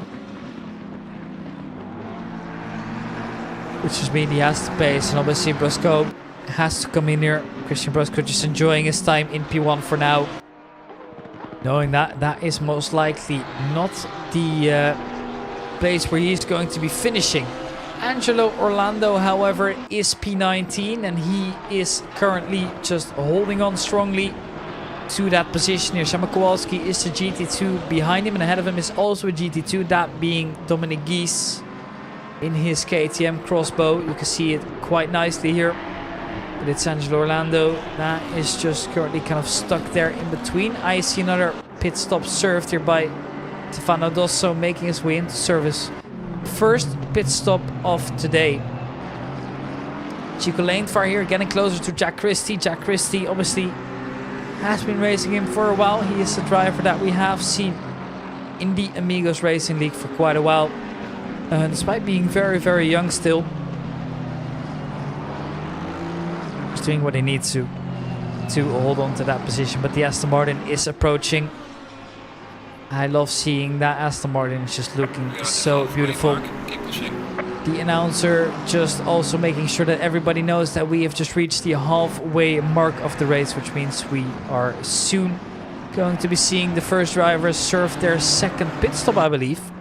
Most likely it's going to be another 10 minutes till they actually come in, but we're going to keep an eye out for the numbers next to the driver number to turn green, which means that they have served all their mandatory pit stop here. Here is then that move we've been waiting on. Chico Lanefar here, seizing that space from Jack Christie, and he makes his way up cleanly up to P22 and goes, basically guaranteeing himself just a little bit of extra points, which he most definitely needs after missing out on a couple races. Makes me wonder if he's been on the stewarding board or just doing something else. It's hard to say really from my perspective, of course. Angelo Orlando is the driver currently in P18 still, but he's getting closer to Dominic Gies, and he might not expect that luncher, and they touch. It is the GT2 to spin around. Dominic Gies will be frustrated when he sees that one back, because that definitely was a small mistake by Angelo Orlando. I don't think that Dominic Gies expected him to kind of just seize that space there, and well, that might cost him later on. Now, I don't think that the live stewards are still there, but if they are, they'll most definitely have seen that. And here's another stop and go 30 for Christian Brusco. So is it a pit infringement? With it happening twice during the race after a pit stop, I wouldn't be surprised if that's looking very likely here.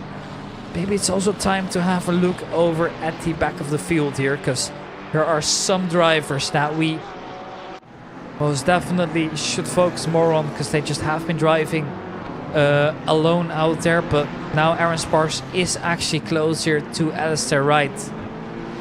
Obviously, Alistair Wright is one of the drivers that we do expect to be a little bit higher up. I'm not sure if it has been the change of cars, because I remember him driving in the Porsche for the majority of my commentating career, if I can even call it a career. Maybe I'm getting a little bit too big for my boots here, but you guys have been enjoying the stream, which is awesome to see. Now, I also wanted to tell you a little bit here about the British Touring Car Championship that I am going to be visiting soon here, because I am going to be seeing a couple drivers from the Amigos Racing League there. I know that Aaron Sparks is going. He's my taxi for the weekend. I know that Aces, or Alex if you want to call him that, is also one of them. One of our old drivers, Ty Cuthbert, is also involved. And I believe it was also, but I could be mistaken, one of the drivers that was participating in the Radical Cup in iRacing that found himself having VIP tickets for the race here at Donington Park. Apologies if I just have to alt-tab real quick.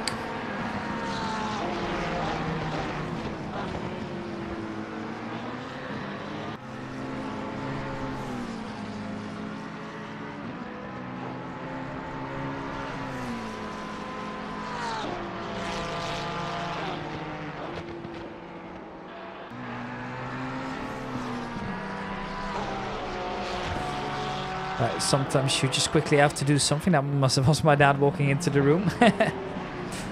Or she disturbing me a little bit, but well, he's going to sleep, so I also have to tone it down a little bit here. And another drive through by Dominic Gies, so maybe the stewarding actually said that it was Dominic Gies' fault, so maybe I was mistaken, maybe I didn't see it correctly. That's a very good possibility here, which then would make me also want to say I'm sorry to Angelo Orlando there.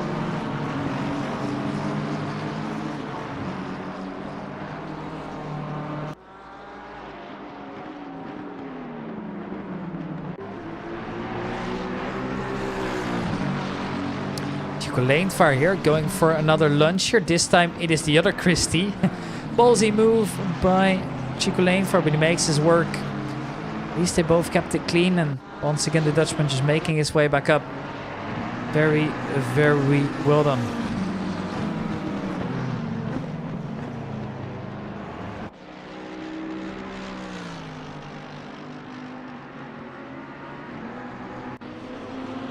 As to right, I see some sand going out, so somebody definitely crossed the line where he shouldn't have, but wasn't able to catch who it was. What I do know, however, is that Bradley Nielsen Vestergaard is once again doing the correct thing of staying out of the way.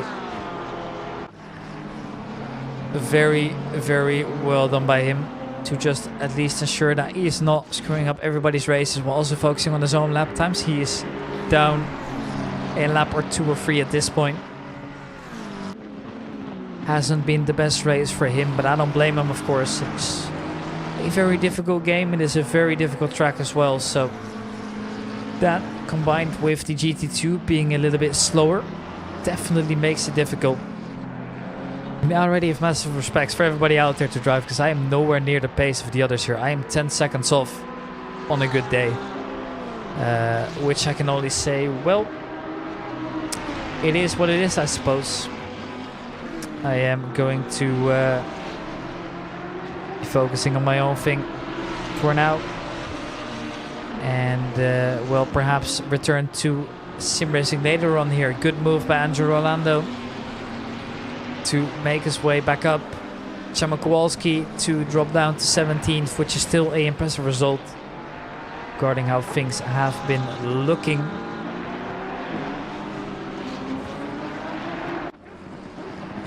Here's Dan Pickles in his Lamborghini then. Simon van der Weijgaard is his next target. As for now, he's not making his way past, but I could change, of course. It's 4 tenths between them. Aston Brown has overtaken back to 2nd place now. Matthew Gamble dropping to 3rd. Just gonna try and hold on. But obviously Todd Brown is just feeling it right now. He just feels so comfortable around Imola. And even with the 15-second penalty that he had, he is once again driving to the top. So I can only say massive, massive shout out to Todd Brown for doing exactly what he needs to. He has just been handling that thing so cleanly here. I just saw that Angelo Orlando has once again made his way past Shama Kowalski. But in the meanwhile, it is also John Dudley to get around. Shama Kowalski now losing that position, which means he is now no longer the leading GT2 driver. That's not what you want to see, but it is the harsh reality here for the Polish driver. Currently residing in the UK, if I'm not mistaken. The only race game I've ever beaten was Wreckfest, which of course is my speciality. Speaking of Wreckfest, Chris, if you're hearing this, please bring back the Wreckfest events, because they were so much fun back in the day. I would love to host one more here. I remember hosting it on my dedicated server, which I unfortunately no longer have, but that would also be a good change up, of course. Maybe even we could do some commentary on that as well. I don't know if it is possible to fully spectate a Wreckfest server, but if we can, I would most likely love to do that here.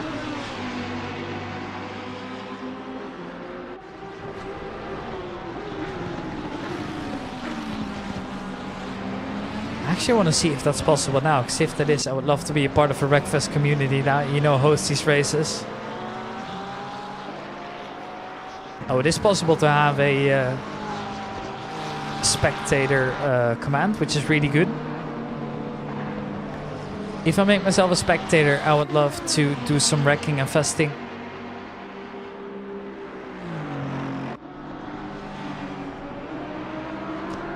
Shama Kowalski is still running down the other Audi. The Audis are definitely up to pace this time around, finding themselves more than above the midfield, which surprises me a little bit, but they have been just keeping up the momentum, and at the moment the Welshman's doing a good job at defending the position that he had taken away from Shama Kowalski.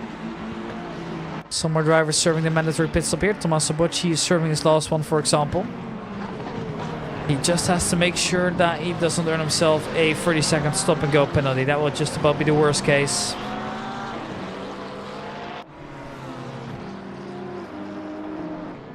Handke also coming in. Two more and more drivers finishing up their pit stops as expected.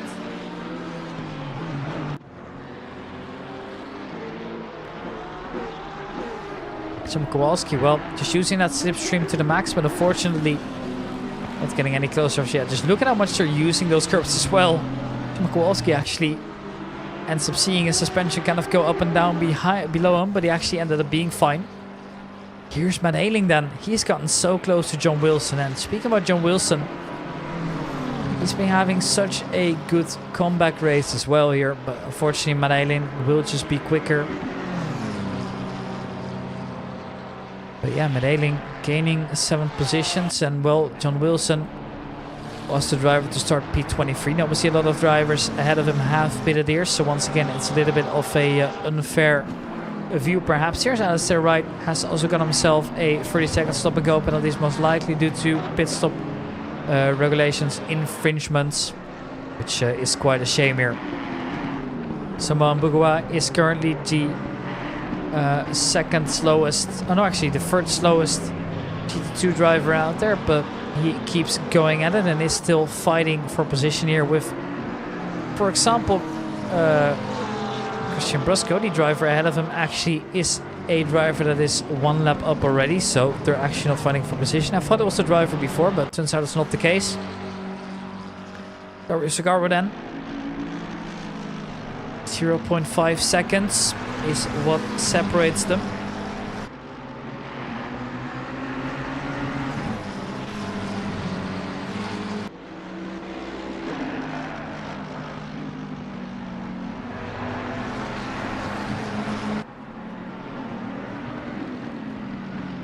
Gaps between the drivers slowly but surely becoming to spread out a little bit here, becoming a little bit bigger.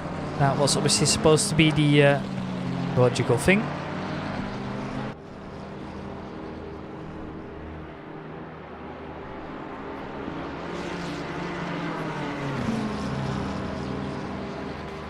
Smadailing though, overtaking Marcolari, who is serving his last mandatory pit stop of the race.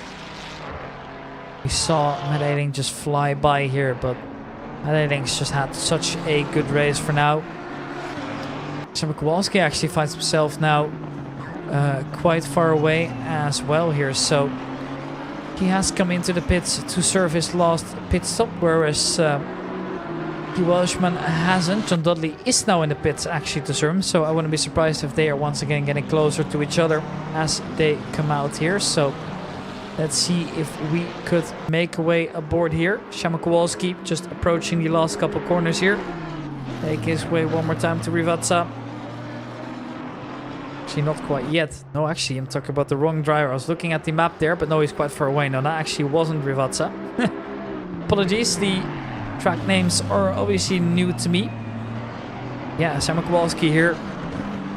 Try and get closer to Harry Howard. Harry Howard is a driver we haven't really seen much because he's just been driving effortlessly somewhere kind of in the middle of nowhere here. Nobody really around him. Shima Kowalski now getting closer to the last couple corners. Now this actually was the corner that I was referring to, that being Rivazza. And now where does Shima Kowalski end up? Is he going to be ahead or behind John Dudley? John Dudley is out of the pits, which makes me think that he's staying ahead by a big margin, and indeed that is the case. 14 seconds between them, but the overtake has been made onto Harry Howard at least, just as I sap away, of course. Let's show this new hand here. Oof, that is a small mistake under brake, and he cuts across the corner to not lose as much time, but Roberto Miglioli most definitely would not be too happy about that one, I suppose.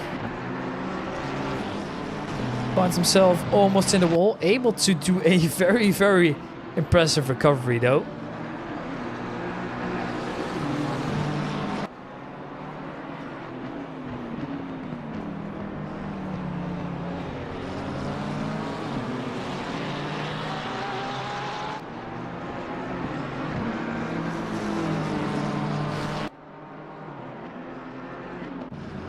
Wegman coming in to serve his last mandatory pit stop, which means that Todd Brown will take over the lead. But can he maintain that once he comes in? That's what we're mainly wondering. Todd Brown, actually, I think I talked to him a little bit after the last race that we had at Monza. I actually said, well, it was a little bit sad that they won but didn't get enough speed time. And I just said, well, maybe you should just slow down a little bit here. Would make it more entertaining.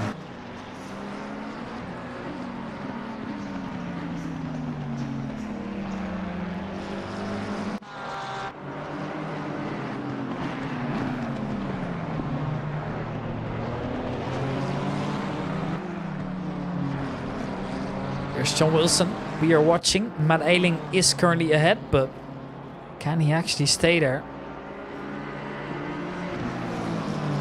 Well, he's most definitely going to be trying. But obviously the BMW has the full advantage of the slipstream here. Wants to make his way around the outside, perhaps. Force Matt Ayling to take a different line, which could then lead to slower times. But that's not going to happen, as obviously Matt Ayling wasn't born yesterday. He knows exactly how to deal with those kind of scenarios here. Baptiste into the pits, Dan Poulos as well, Angelo Orlando and Joseph Attenborough also serving their last mandatory pit stop here. So the field slowly taking shape again.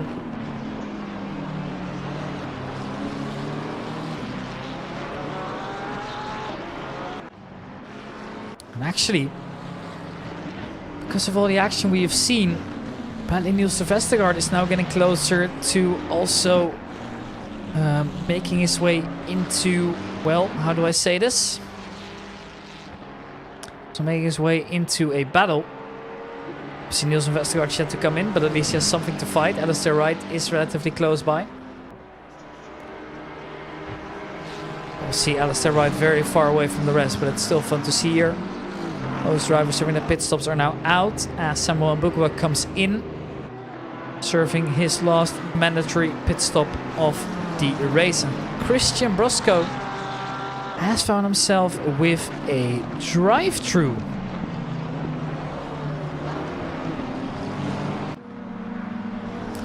It's tough to see. Very tough to see here. Dario Sagaro. He is probably my driver of the day so far. He started in second last position, has served both his pit stops, and is now about to overtake here into P16. I can only say this man has done a massive job this race. He feels at home at Imola, and you are able to tell. Dario Sagaro has definitely been the most impressive drivers in my books. But I'm most curious here, how are things going to shape up towards the frontier? I spy with my little eye that Oliver Dewey is making his way out of the pits. He will stay behind Tom Wegman at least. So Chico Leinfer kind of dividing the two for now. Lassie's yet to come in. He's obviously going to fall down a couple positions as well.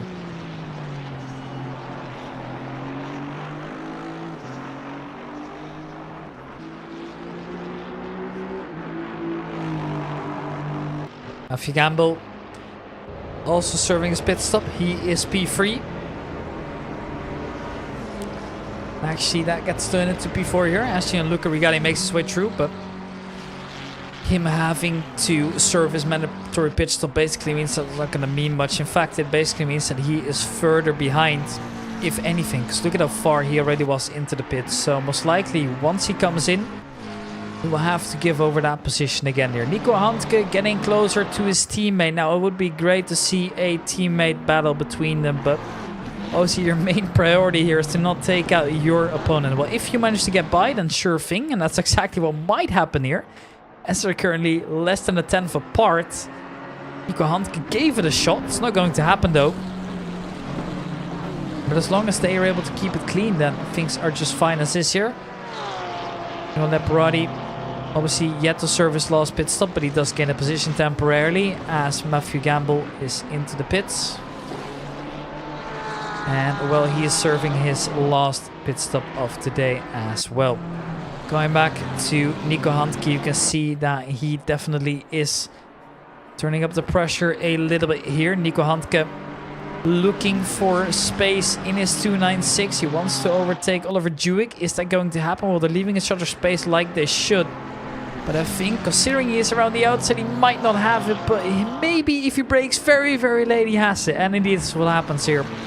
Nico Handke making a very, very great move. And fortunately, that does mean that Oliver Dewey does fall off a little bit here. But obviously, he is, well, not going to defend that hard. You also know that your main priority is, as I said before, to keep things clean.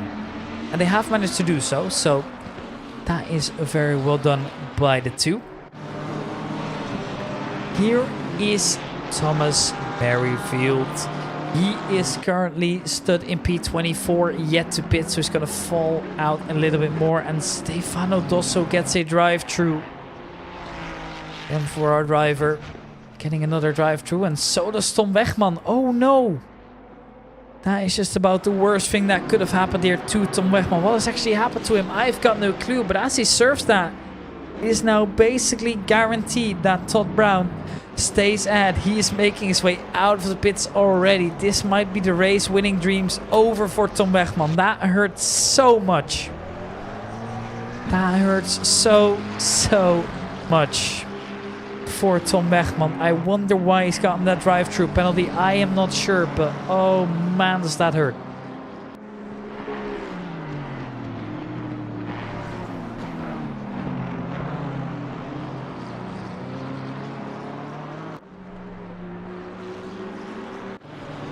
Guy Cunahan then overtakes Aaron Sparks, the American, not defending too hard it looked like, but obviously we didn't have the full context on that one. There's a good possibility that he just screwed up the line or something similar. But safe to say that Aaron Sparks is not really feeling it right now. Obviously not really close enough to fight with the other GT2s. P36 it is for him, as we currently have 40 drivers still remaining, so we have seen a couple disconnects here.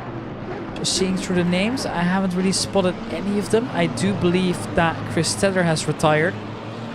as I don't see his name on the grid anymore, which is quite a shame. I wonder what's happened to him. Perhaps he's been involved in an incident, or maybe he thought that the race was just over. At least we've got this battle once again. John Dudley and Szymon Kowalski have found each other again.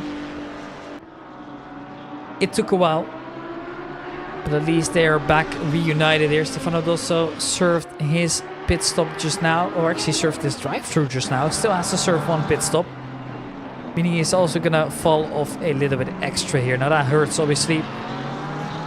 It is currently Todd Brown just in the lead comfortably.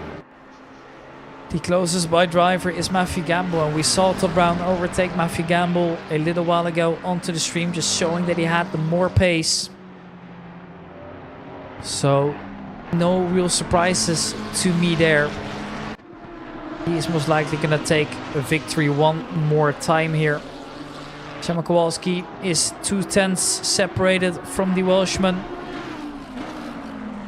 Able to keep going.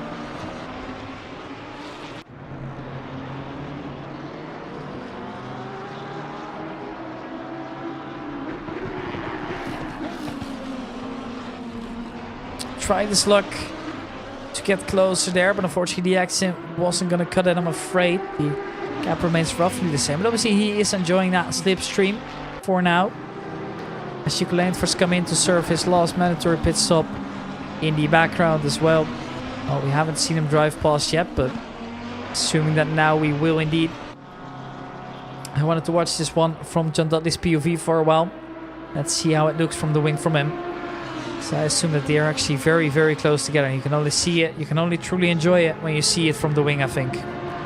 So as they make their way in here into the first corner, you can just see how close they're getting now. Both braking pretty late and both making it through the couple corners here. That's 2 to 4, I believe. Oriente Tamburello, it's called. Whatever that is supposed to mean in Italian. Maybe there's the move then, which means we don't really get around to see the wing cam from him. Now Szymon Kowalski is supposed to, well, fill that, to, you know, break open that gap a little bit here. Leparelli once again on a drive-through. To make things even worse, it's Matt Ayling still defending here from Leparelli, but knowing he has a drive-through, is going to be a little bit less worried about him, and maybe more so about John Wilson, who is 8/10 apart at the moment. So not within direct attack change, but that could obviously change as well. Stefano Dosso as well as Martin Bryan, they're both into the pits now, serving their last pits, which means that basically everybody has served them at that point. 20 minutes remain here, and that pit window is closing down in 15 minutes as well. So Stefano Dosso was one of the drivers to follow, as I mentioned, and well, John Dudley has once again found his way past the driver. It's set. Szymon Kowalski is now all the way back, so what has actually happened, I'm not sure. That's never a good look, of course. Nico Handke still getting closer to Gianluca Rigatti, but Rigatti might realize that the podium is out of reach, but he wants to stay on P4 so badly. Leparelli serves his pit stop, it's actually his pit drive-through, that is, immediately, which is good to see.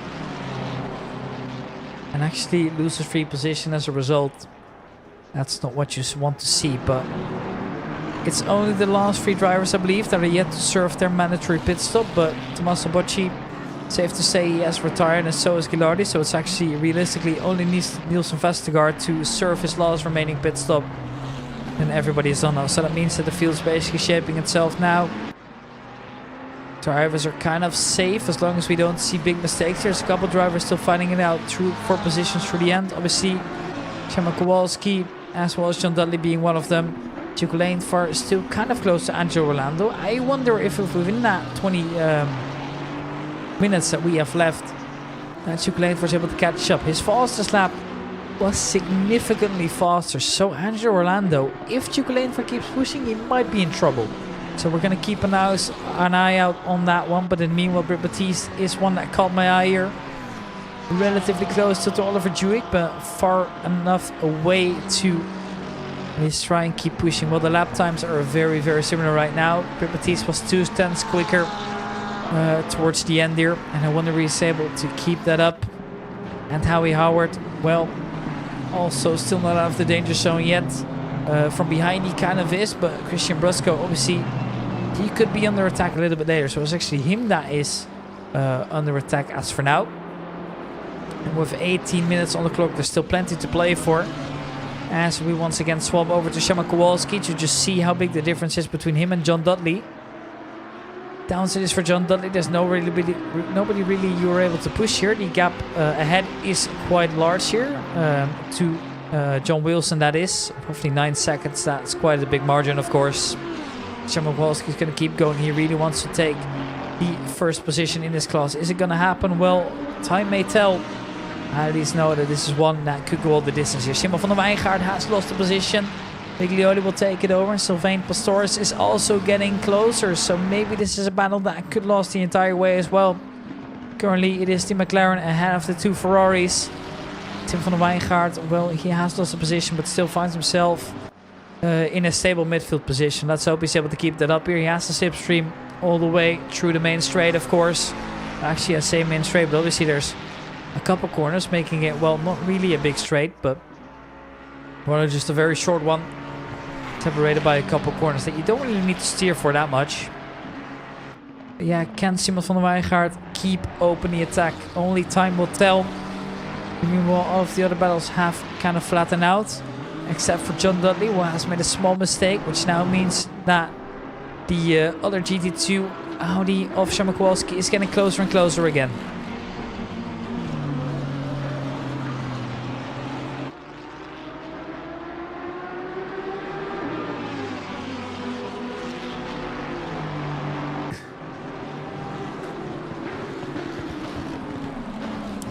We are more than 2 hours into the stream and there is roughly 50 minutes left to go here, but there's still plenty to play for here. It's Matt Ailing then.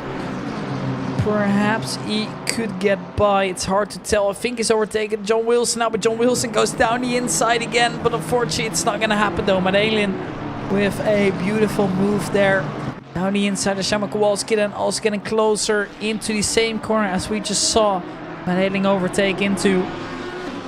Unfortunately, it is Szymon Kowalski not able to replicate that success, but you can definitely tell that they're both driving to their limits here. The gap is just so marginal. What an entertaining race it has been, both at the front and at the back, as well as in the midfield. I think it is fair to say that this might be the most exciting race we have seen so far this season here. We've still plenty to go for in the final rounds of this race. Now, Szymon Kowalski isn't there quite yet. Still got 1/10 to make up, and then making his way past is obviously tricky, but obviously John Dudley's feeling the pressure. He might be sweating it a little bit here. You could just see that these drivers are both at very similar pace, but Szymon Kowalski obviously was the driver that, you know, had fallen back all the way. John Dudley kind of started from the back as well. He was in P27, a little bit of a disappointing qualifying for him compared to where he's now. And I wonder if it's either that he's improved his race pace or that maybe his qualifying wasn't really up to his standards. I don't really know. It's hard to say as well. Here we see the teammates of Jack Christie and Dan Pickles. The 3CD squad is doing what they're supposed to, making sure that they can make their way through in one part here, as Angelo Orlando might just lose the position to Chico Lane. For that was bound to happen. I told you before that at some point we were gonna see an overtake into the final couple laps of the race here. No surprises here. Meanwhile, maybe it's time for me to open up the chat as well. What have I missed? Yeah, I hit him. Oh, that's unfortunate, Tommaso Bocci. That's what happened then. And it's unfortunate to see you retire from the race as well. Sorry, I wasn't really looking at chat. I was so focused on the race, because the race is really exciting. Don't get me wrong, we have a couple DNFs only, but other than that, still plenty to fight for in multiple areas of the track. Hey bud, wrong account. Oh right, well hey, welcome there, Pro League Racing. How are you doing? Hope you're doing great. Good to see you here.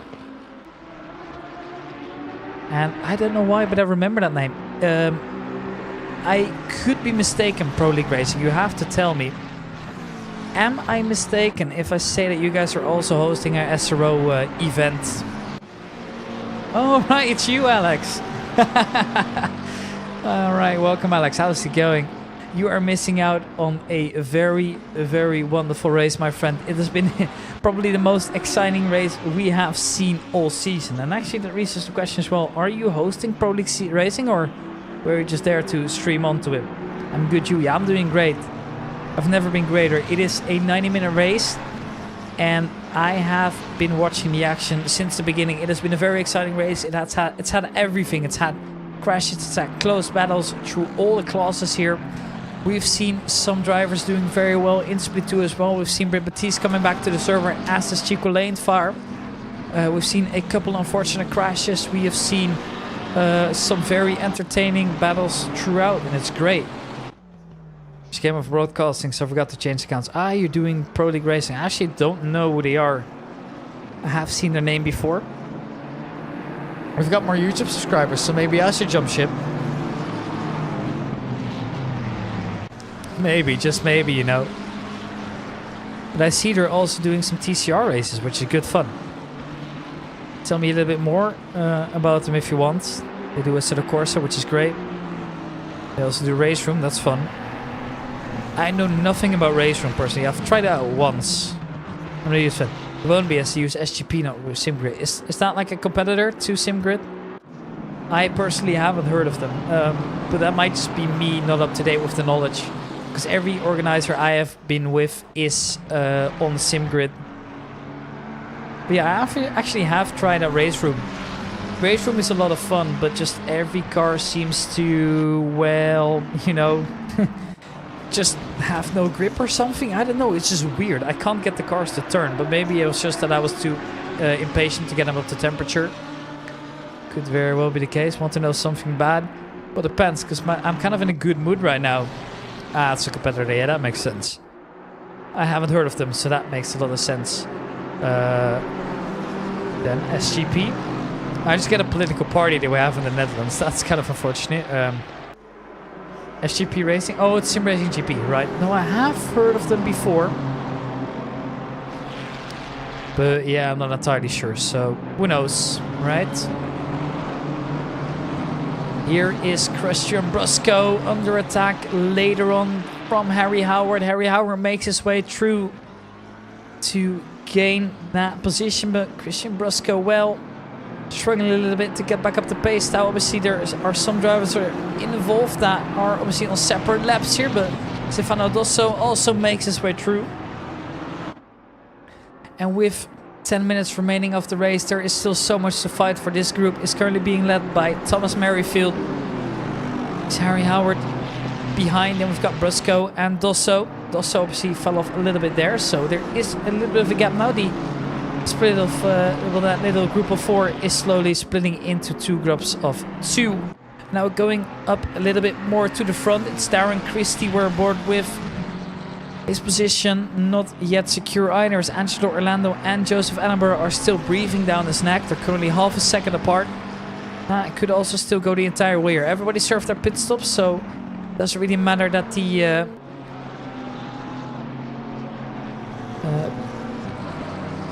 pit window, that was the word I was looking for. The pit window is closing down. It's right there in front of me on my screen, but that happens, I suppose. It happened twice now.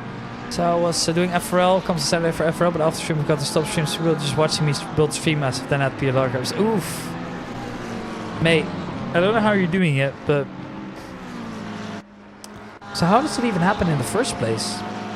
I did once... Oh, I forgot to change the stream piece as well, so... since FRL also starts... Oh no, that's not good. That's not good at all. I actually did accidentally... come through. Oh, that's Marco Lowry going off in such a late stage of the race. Luckily, he has a big gap over. So make sure that he gets out of the way. Then, oh, Samuel Bugua. Oh, you won't be too happy about that one. Oliver Dewick with a drive-through this late in the race as well. I've actually... I didn't forget to change once. I just accidentally left it in while trying to stream to my own channel. Which was also unfortunate, but... Luckily, they didn't come through. They were super chill about it as well. So, big shout out to the FRL guys. Here goes Oliver Dewick then. Serving his mandatory pit stop. And Tom Wegman, well, he is driving a race that he won't be too happy about. Considering he had potential to make his way back up to the podium. In fact, he was close to winning it all. Well, pit stop served now. I thought that Nielsen had come in earlier. No, I haven't been disbanded from FRL. Quite amazing and thankful. Well, no. Don't keep me wrong. I don't know about you, but obviously FRL is a serious league. But I also do realize that people are human. I made a mistake once, but it just happens, right? Yeah, big up FRL. Love them a lot. Yeah, same. Right? Amigos and FRL are by far my favorite organizers. Also the only organizers I've worked with, to be fair. But they've both been treating me so nicely. And that's such a big change up from some organizations I have worked with in the past when it came to Counter-Strike. So in the end, it doesn't really, surprise me.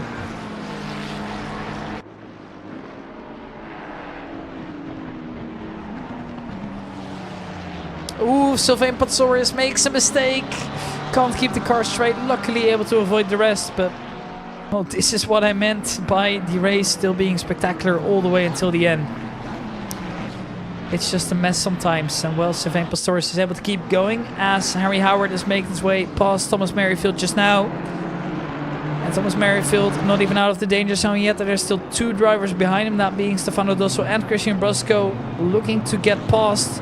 And that is, I believe, a mistake by Harry Howard again. So that means that Thomas Merrifield might be able to go side by side. I don't think he's entitled to the space just yet. And actually he's going to have to wait in behind. I thought maybe they would have gone side by side. And if there was overlap, obviously then he would have had the space. And I think that would have been an easy move afterwards as well. Assuming that they both kind of have to brake. And because it's too wide, no way that any of the drivers behind you is profiting off that either. Why do you get a fun races? Well, it's pretty simple. I make the fun races. Nah, just kidding, of course. I don't know what it is, mate, but hey, you are more than welcome to join me on the stream. I've said it as well. We should definitely hop into mic sometimes, obviously with the SRO qualifier. That could be good fun. Would be fun to see how that one plays out. But yeah, you never know, you know. Barcelona was a little bit boring, but then again, it is also Barcelona. I feel Barcelona as a pretty boring track. Mario Laparati then perhaps could try a different line around, but it's not going to happen though. Jack Christie keeps defending well. I missed Barcelona. I don't even remember why I missed Barcelona in the first place. I think, did I have a paid offer back then? I can have a look at my calendar what I was doing back at Barcelona.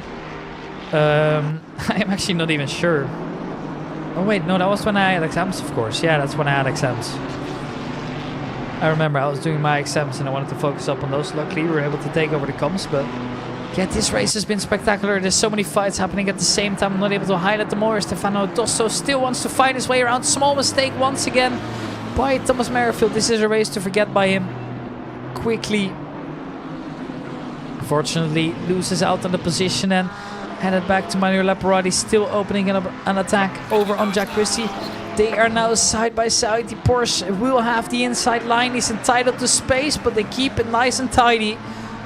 And now maybe around the other side, but I think Jack Christie will have no problem defending it down the inside, but they're keeping it clean. This is some very, very good and clean racing as well by Jack Christie and Manuel Laparati. You have to admit it. Sure, the move didn't work. That's just how it is. But in the end, well, it has been clean and it's been exciting. Maybe another opportunity then. No, not quite.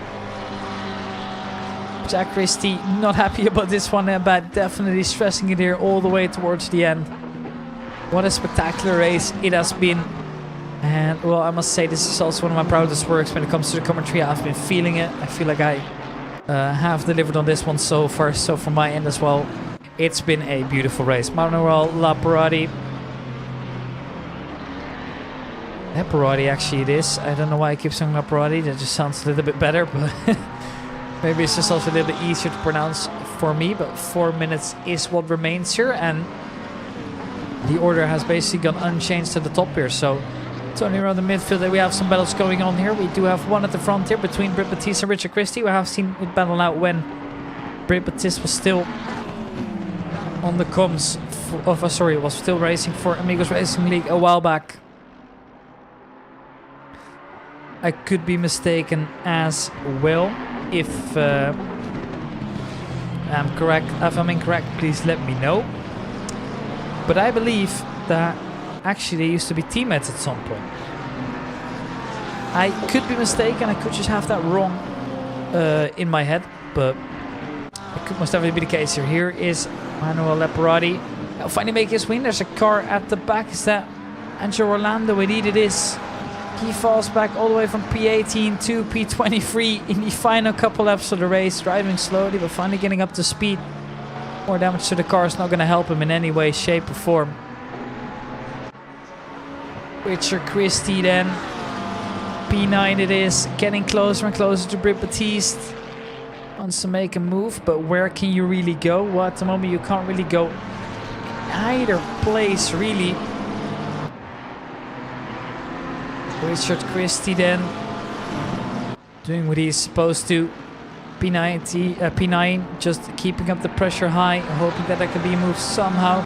Andrew Landa goes into the pits. Is he going to retire this late on, or is it just going to be repairs? Well, if he has gone in for repairs, that has me worried. But actually, is he even able to get there that fast? If he is retiring this late on, that would be such a shame. Please tell me you're able to keep going. He's falling back so far now. P31 it is already. Which means that even players like the likes of Samuel Mbugua are able to keep their way in. This is still a four-way battle here as well. It is Stefan Wilson at the front. Quite a big gap to Miglioli, as Miglioli also makes a mistake, meaning that Pastores could come through. But Pastores trying his luck here. Is able to just defend from a potential switchback, and therefore Swiss driver able to get up to P26 as Stan Pickles. Oh no, has he touched Chico Lanefar? I don't normally go back into the replays, but I want to see it from a closer angle. In the last lap, basically. How come this is all happening now? What happens? Yes, it's just a touch. Oof, that one stinks big time. Okay, the leader is on the final lap now. Give it all you can. The announcement is there that the race is coming to an end soon. There is only one last lap remaining here. The time is almost up. Which basically means that the order is set at the front. It's going to be Todd Brown to win, Matthew Gamble with a deserved P2, and David Hill, well, struggling to get up to podium standards, but he has managed to do so thanks to outstanding race pace and consistency all the way around.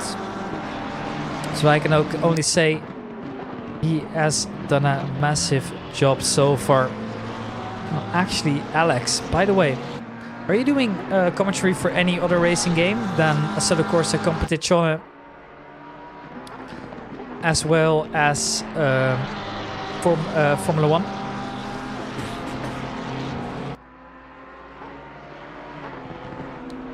Actually, I have no clue what you do now on the side.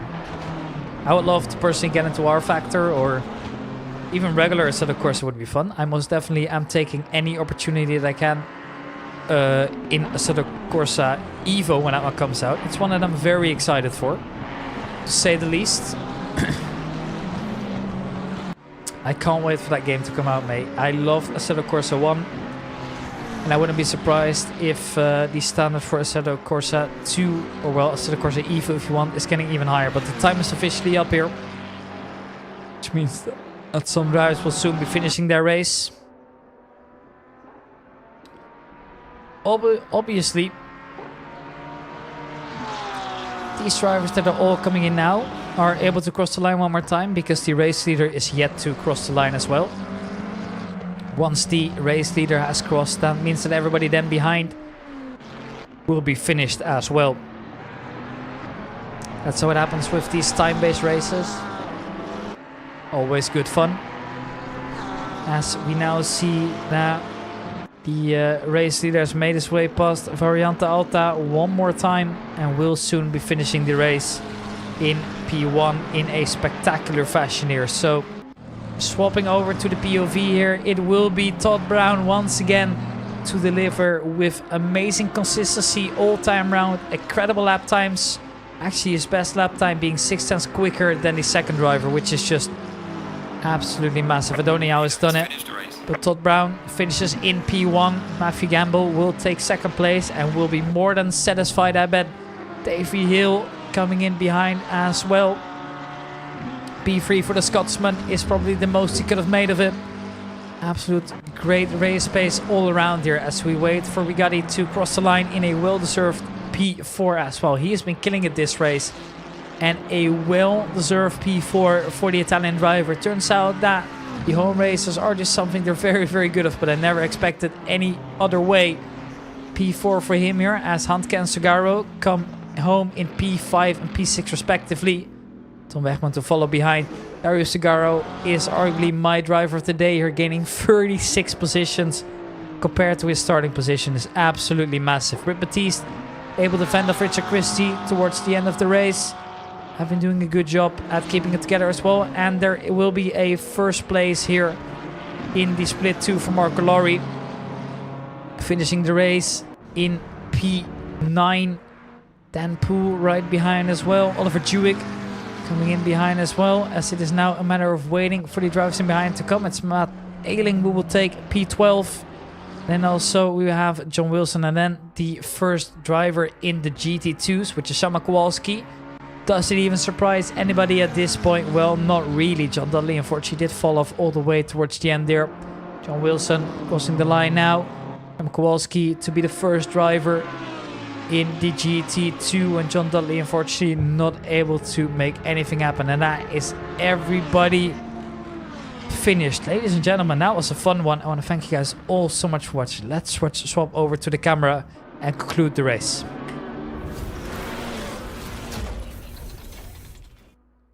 There we go, the sound is gone. I have left the server, but what a spectacular race it has been. I must say, I have enjoyed this one a lot. It was a very, very entertaining race. And some drivers here with some massive results as well. Ladies and gentlemen, we're going to be playing some music. And then I'm going to head to bed here, as it is already past 11. And my alarm goes at 6 in the morning. I would like to say thank you guys all so much for watching. And I will see you guys into the next one, which is going to be quite soon. It is going to be next week, Monday, as always. And we are going to be headed over to Misano for that one. So I hope to see you guys there as well. Keep an eye out for the standings, and I hope to see you guys there. I don't know if I'm going to be there alone, but I will make sure that I will be there. And as for now, I will say thank you guys all so much for watching. And I will see you guys into the next one.